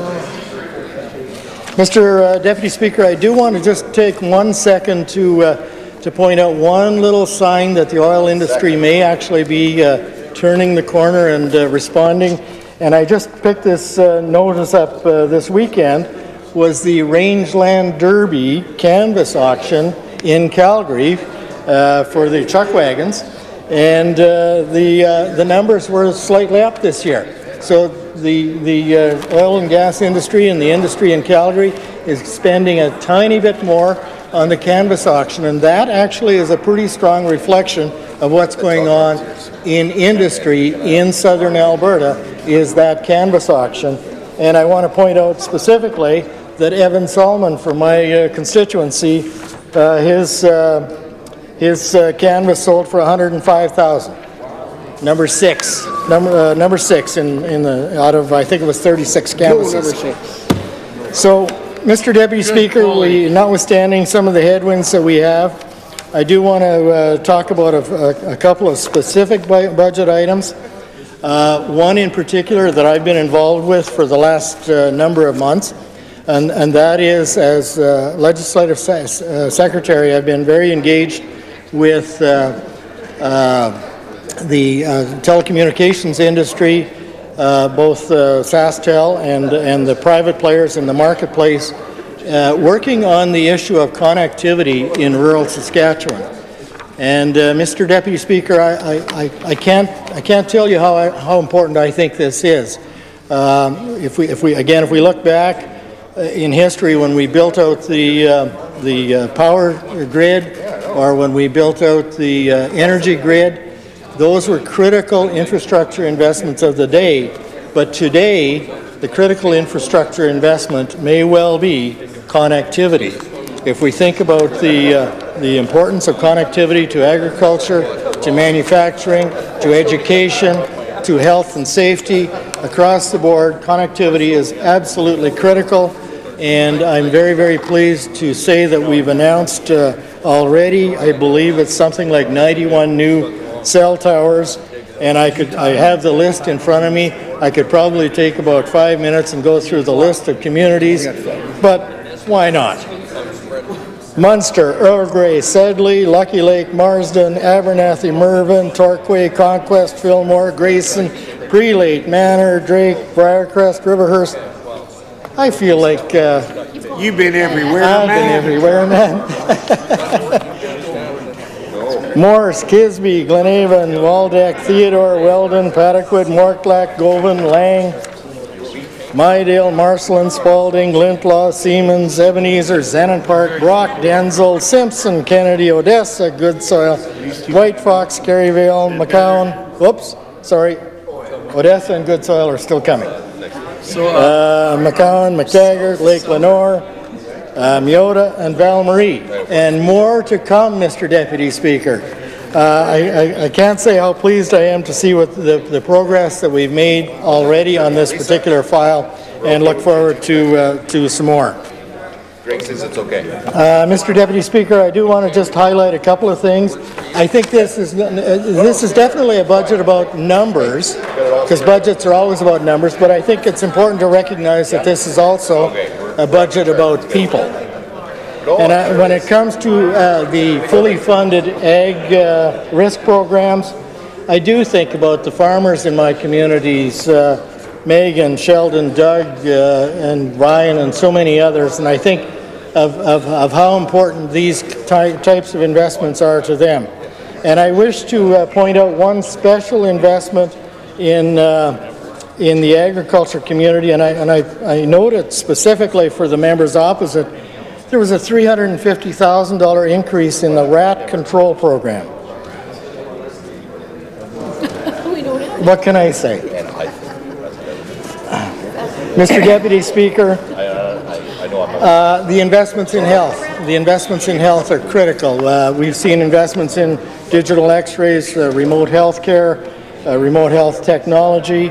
I think again of the people that are involved in health care, and in my community, I think in particular of Dr. Petersaw, who's retiring this year, but who has provided incredible service to our community over the last many years, and we're so pleased to have had him, and I certainly think we can wish him well in his retirement.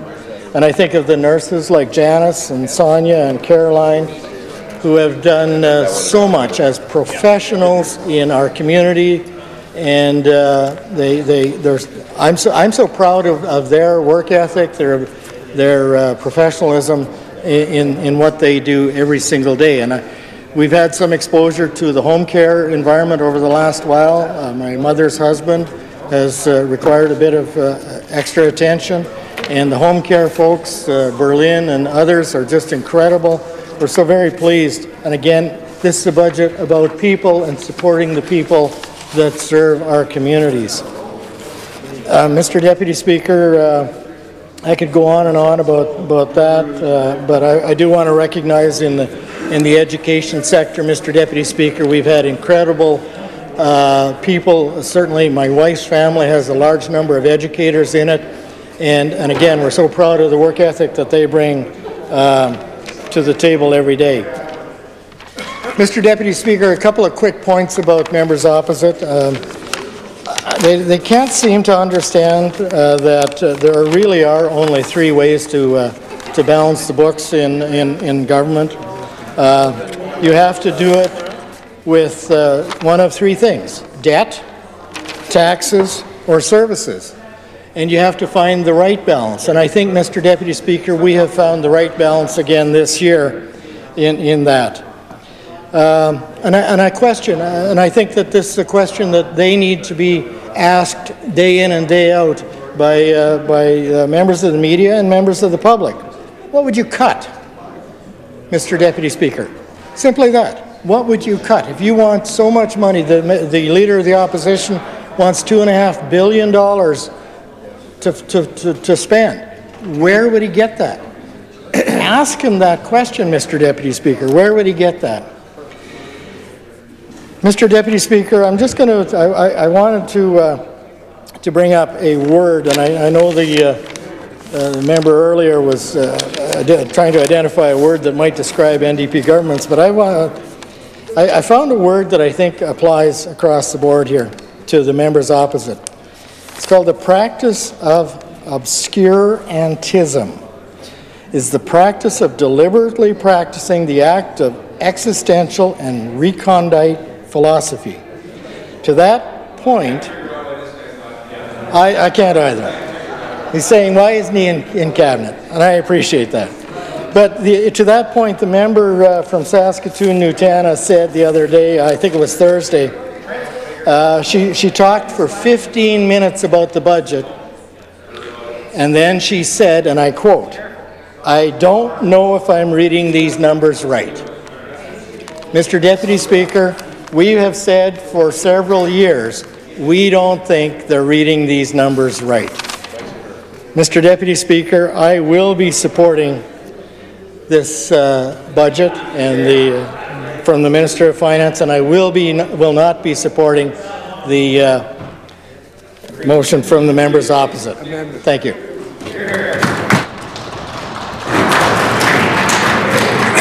I recognize the Minister of Parks, Culture and Sport. Thank you very much, Mr. Speaker. It's a real pleasure to join the debate this afternoon on behalf of the constituents I represent in this wonderful building. It is certainly a pleasure to do so. We don't often get to be on our feet. We have a lot of members on this side of the House, thankfully, Mr. Speaker, so I just have a few minutes here to talk about our right balanced budget, a balanced budget, Mr. Speaker, and several members have mentioned earlier about thanking Treasury Board members. Well, I am a member of Treasury Board, have been for a number of years, and it's a pleasure to have to say here, it's a pleasure to say here that indeed this is a balanced budget, no matter what the members opposite say. There is more revenue than expense, Mr. Speaker. And so, Mr. Speaker, 3 years ago, we set forth on this path, as many members have talked about. We had a $1.3 billion hole blown in our budget by a precipitous drop in revenue royalties, non-renewable revenues, Mr. Speaker, and we had to make some very tough, difficult decisions. Not a lot of fun in those long meetings a lot of the time, Mr. Speaker, and they certainly were very long. You don't want to harm the economy by any means. You want to invest in services and people in the province, but also you can't sustain that level of deficit ongoing, Mr. Speaker, for current and future generations and for our strong economy, Mr. Speaker. I think those difficult decisions a few years ago will make things, will serve our economy well in the next many years, Mr. Speaker. Just briefly, a few thanks, if I could. Mr. Speaker, of course, thank you to my colleagues on the third floor who work in the Minister's Office of PCS. We have Jarrett, we have Jill, we have Kirsten, and we have Sherry, who do great work on behalf of the people of the province of Saskatchewan. And my constituency office, Brittany, has been doing great work, as I mentioned, for all the folks in Regina Gardner Park, and has done so for many years. Of course, thanks to my family, I'm away quite often for different important events, but I'm lucky I'm Regina MLA, Mr. Speaker, and so that makes things a little better. I get to still be very involved. I like to do a little coaching here and there, Mr. Speaker. So thanks again to Tammy and my 3 boys, Mr. Speaker. When you talk about a budget every year, Mr. Speaker, you kind of mention your family and those kind of things and different things that are happening and how quickly you progress through life, it seems, when you especially when your kids hit high school. It seems to just really rocket by, Mr. Speaker. Our oldest son is going to graduate from Miller Comprehensive this year, Mr. Speaker, and attend the U of R in the fall. So I can hardly believe how time has flown. In the early years, of course, seems to go a lot slower, Mr. Speaker. But I just wanted to mention, since it's his last year in the public school system, Mr. Speaker, what a great experience it's been for all 3 of my kids in the Regina Catholic system, Mr. Speaker. I mean, the teachers are great. They do a wonderful job. The teachers volunteer for different things. I've been able to be involved with Miller High School. I might have mentioned once or twice to my colleagues that we were able to win the provincial title this year, but that doesn't just happen. Just for example, this weekend, Mr. Speaker, our head coach, who is also a full-time teacher, and some of his other colleagues are organizing a fundraiser for new uniforms for the kids. And so those guys just, they give, they volunteer on and on. They're just, they go above and beyond, Mr. Speaker. I'd like to mention in the education system as well, the schools that were announced here in Regina. As a Regina MLA, I certainly appreciate that. St. Pius and Argyle, on top of many schools, have been built in Saskatchewan over the last few years, just on Elfin Street alone, Mr. Speaker. And so we've certainly invested. We have the largest budget in history, Mr. Speaker, and I appreciate the work of all the teachers and all the support staff and all the people that volunteer to make our kids, and especially my kids, have had a great experience. That they continue. When they come home, they're excited. They're excited about what happened in school. Not all the time, mostly about what happened in gym class. That seems to be the highlight of the day for my guys, but they certainly appreciate it, and I know they will, and it will serve them as they go forward big time. Mr. Speaker, specifically to the budget, I'd like to have a few points about the ministry I'm responsible for in Parks, Culture, Sport, Mr. Speaker. Not certainly one of the bigger line items within the budget. We're talking in the millions of dollars. Some of them are in the billions of dollars, the hundreds of millions of dollars. But I think there's some important things here that the folks that may be watching might be interested in, Mr. Speaker. And I'd say it's generally status quo budget, not a lot of room for big increases in any of the ministries, certainly in a smaller one. But one thing we were able to come up with this year, Mr. Speaker, is $100,000 for the legions within our great province. And how important those legions are, I know, to all the communities out there. There's dozens of them out there, and they're gathering places for communities. They are, from what I understand, and I hope I'm not speaking out of turn, Mr. Speaker, but they can be healing places as well, Mr. Speaker, for those folks who have served our country so nobly, so greatly, and it's so appreciated, the work they do. And this is money, again, not a whole lot of money in the grand scheme of things, but again, very very important and targeted and can leverage a lot, I think, out there, Mr. Speaker. And so certainly happy to see that through our ministry, Mr. Speaker. On the camping side, just briefly, Mr. Speaker, status quo on the Parks Capital side. We've done, our government over the last 10 years or so has done large improvements within our parks system, whether it be boat launches or service centers or excuse me, electrified camping. I know that's been a big expenditure over the last few years. Camping has certainly changed over the last several years, Mr. Speaker. Bigger units need more size and more amperage to be able to run their units, Mr. Speaker. And we've invested heavily. This government has invested heavily, over $120 million since 2007 on the capital side. Service centers, some of the highlights this year. If passed, we encourage the members opposite to pass this budget. Vote along with us so we can get some of these things done in our wonderful campsites and parks throughout our province. One of them being at Buffalo Pound Provincial Park, Mr. Speaker. Unfortunately, the pool structure failed, the piping failed. Certainly don't understand the engineering part of it, but that was certainly a blow to that provincial park, that particular park. I know a lot of families gather at that the pool they had there, plan their summer around swimming lessons that they could take at the pool, for example. I know we heard that from our customers, and excuse me.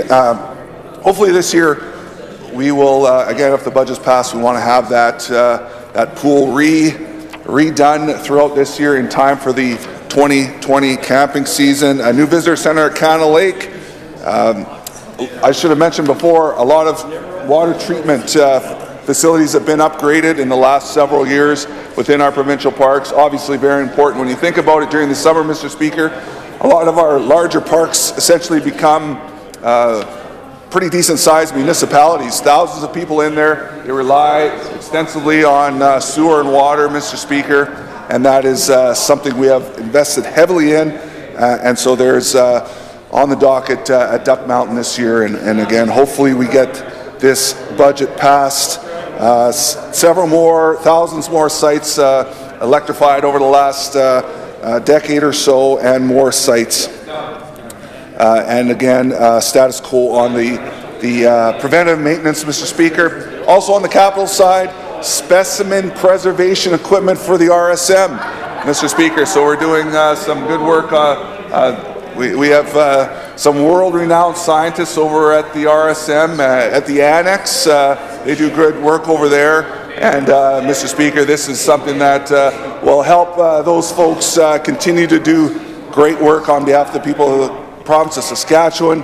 I've been over there, and they do some interesting things, and they paleontologists, they have amber with specimens from hundreds of millions of years ago that they examine, and they can tell things what life was like again, hundreds of millions of years ago. And they study bees, and they study indigenous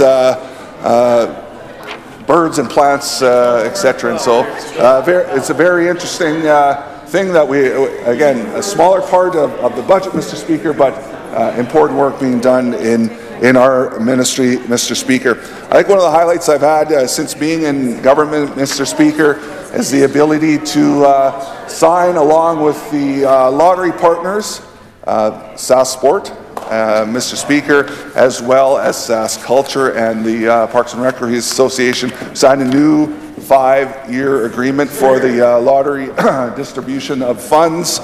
And so that I know I've come up through the system here in Saskatchewan, very proud of that. My kids are as well, and I've coached many kids who have benefited from those dollars. There's seed dollars for sports and recreation right across our province. A unique, sorry, Mr. Speaker, a unique endeavor from humble beginnings in 1971.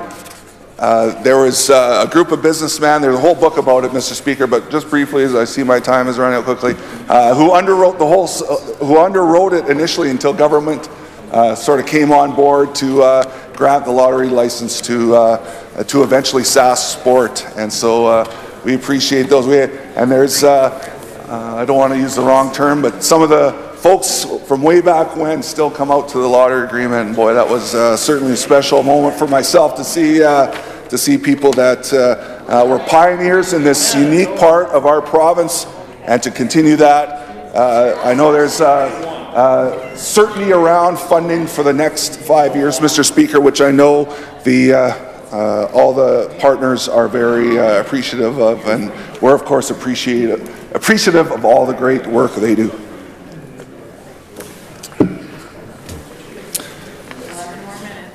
Mr. Speaker, at the wonderful Royal Saskatchewan Museum, Mr. Speaker, there's a new exhibit going in. It's Scotty the T-Rex. It'll be open in May, Mr. Speaker, and it'll be exciting. It'll complement the great museum in East End, Saskatchewan, Mr. Speaker.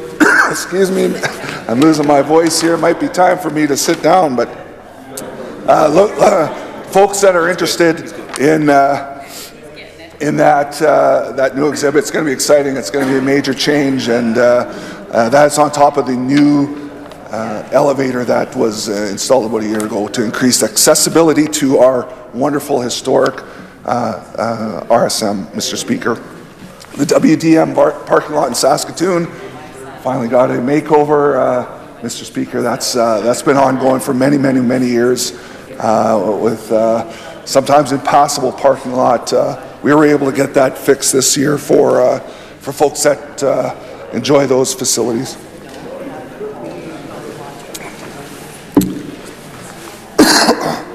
This summer is the Western Canada Summer Games. Excuse me, I'm sorry. The Western Canada Summer Games are coming to Swift Current, Mr. Speaker. We're funding that this year. This August, Mr. Speaker. We're looking forward to, and if anyone's in the area, please come cheer on our awesome athletes here in Saskatchewan. There's a new reservation system, Mr. Speaker, on the Saskatchewan Parks website. I just want to mention that. I want to encourage all of our campers who reserve sites online that starting April 2nd for seasonal sites, and then April the 4th, I believe, for group camping sites or day use sites, I believe, and then I think on the 8th a staggered approach to nightly reservation sites, Mr. Speaker. Please go on if you're watching. If you're a camper and you have for many years, please register for the new site. So the morning of each park that is opening or accepting reservations, you don't want to be doing it that morning. It starts at 7 a.m. The queuing system starts at 7 a.m. So please be diligent, if you haven't already done so, to register for the new sites within our province. Not new sites, rather, our new reservation system. And because the old system is gone, Mr. Speaker, was no longer supported. So again, we look forward to that new transition, an easier site to navigate, Mr. Speaker, and again, an aid to all our campers who have that chance to get their favorite sites and their favorite park on the hopefully on the weekend that they are interested in doing so this year, Mr. Speaker. Expect another great camping season. We've had great numbers the last several years, and a lot of that is the natural beauty there, but I think also some of the investments our government's made over, as I mentioned, the last decade into our wonderful campsites and our camping experience, Mr. Speaker. Pleased to talk quickly about some major events that are coming to Saskatchewan in the next few years. We just had in Regina the Canadian Women's Open, which was an absolutely wonderful event. It was one of my favorite sporting events I've been able to go to, and we are able to do it. I'd never been to a PGA event, and I was so I've always said I'm going to go one time. I want to see how a pro actually hits a golf ball, and I got to see that. I was able to follow Brooke Henderson around the wonderful Wascana golf course, and they just did a great job And congratulations on all the people that were involved in that, and what a boon to our local economy and exposure internationally for Regina and Saskatchewan. What a great event. Just had the Briar in Regina as well, Mr. Speaker. There's a great event about a year ago, Mr. Speaker. Just announced an interesting initiative event is the NHL Heritage Classic. 2 NHL teams, the Flames and the Jets, are going to be at our wonderful new Mosaic Stadium in October of this year for a regular season game. First time in Canada that a regular season game has been played in the Stadium Series. So wonderful to have that. And of course the Grey Cup in 2020, again at Mosaic Stadium, Mr. Speaker. And that's going to be a great event, as it always is here in Saskatchewan. Very passionate about our football in this province, and I think it underscores when we see events like this coming to our province, the nice stadium we have here. Certainly was a big investment in our community and in our province, but it certainly is an attraction for major events. Our folks in Saskatchewan don't always have to travel to see major events. They're coming right here to our province, and it will certainly help our tourism economy as we move forward. And of course the Junos will be in Saskatoon as well, and that's a great event that's been held twice before in our great province in Regina and in Saskatoon. I anticipate that that will be a wonderful event once again. So again, Mr. Speaker, it's my pleasure to stand before the House and say my speech and how proud I am of this government and the hard work that they've done over the last number of years in getting to this balanced budget, Mr. Speaker. Again, there was many tough decisions that had to be made, but it is a balanced budget. I'm going to go ahead and support this budget, Mr. Speaker. I'm not that interested in supporting the amendment, Mr. Speaker. There was a few, as I was, if I had time at the end, I was just going to quickly talk about, again, my kids' experience within the Regina Catholic system, Mr. Speaker, and how, what great work that the teachers, the administrators, the coaches, the volunteers have done, Mr. Speaker, and some of the words I've heard in just the last couple days from the members of the opposition, they've called it a crisis. Breaking point, starved, neglected, all in our public system, Mr. Speaker.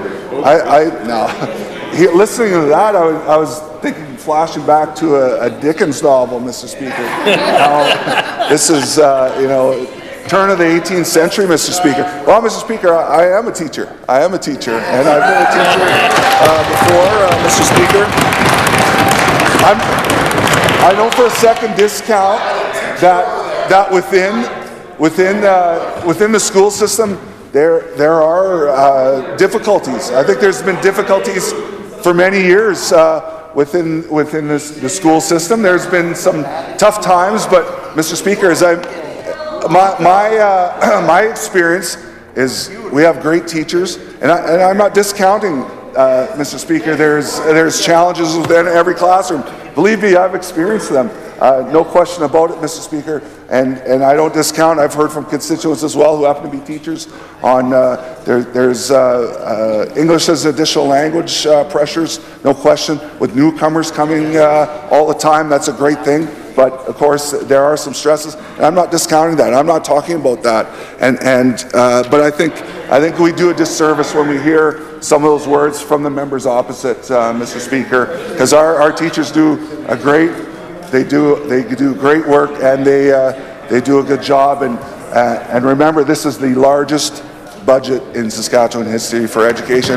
We support our educators, Mr. Speaker, and we will continue to do that, Mr. Speaker. So again, proud of all our teachers, proud of my time spent in Regina Public, proud of my boys who have been through that system, and I, again, for the most part, experienced had a great experience, have had a great experience, and doesn't quite match what I hear from the members opposite. But again, Mr. Speaker, I'm going to go ahead and use up the exact end of my time, Mr. Speaker. I appreciate the work from my colleague from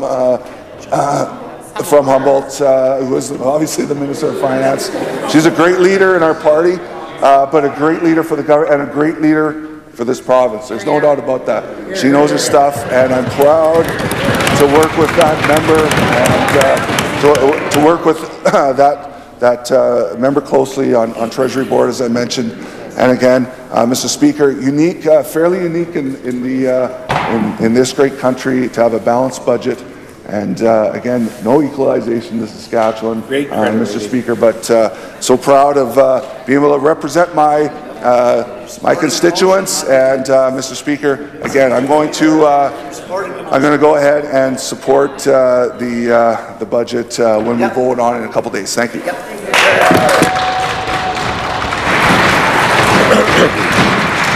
It now being 5 o'clock, this House stands recessed until 7 p.m. this evening.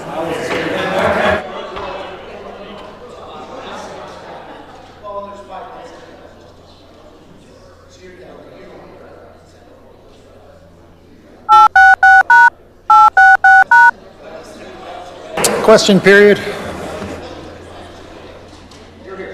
I recognize the Leader of the Opposition. Thank you, Mr. Speaker. There's an issue that's top of mind for people across Saskatchewan.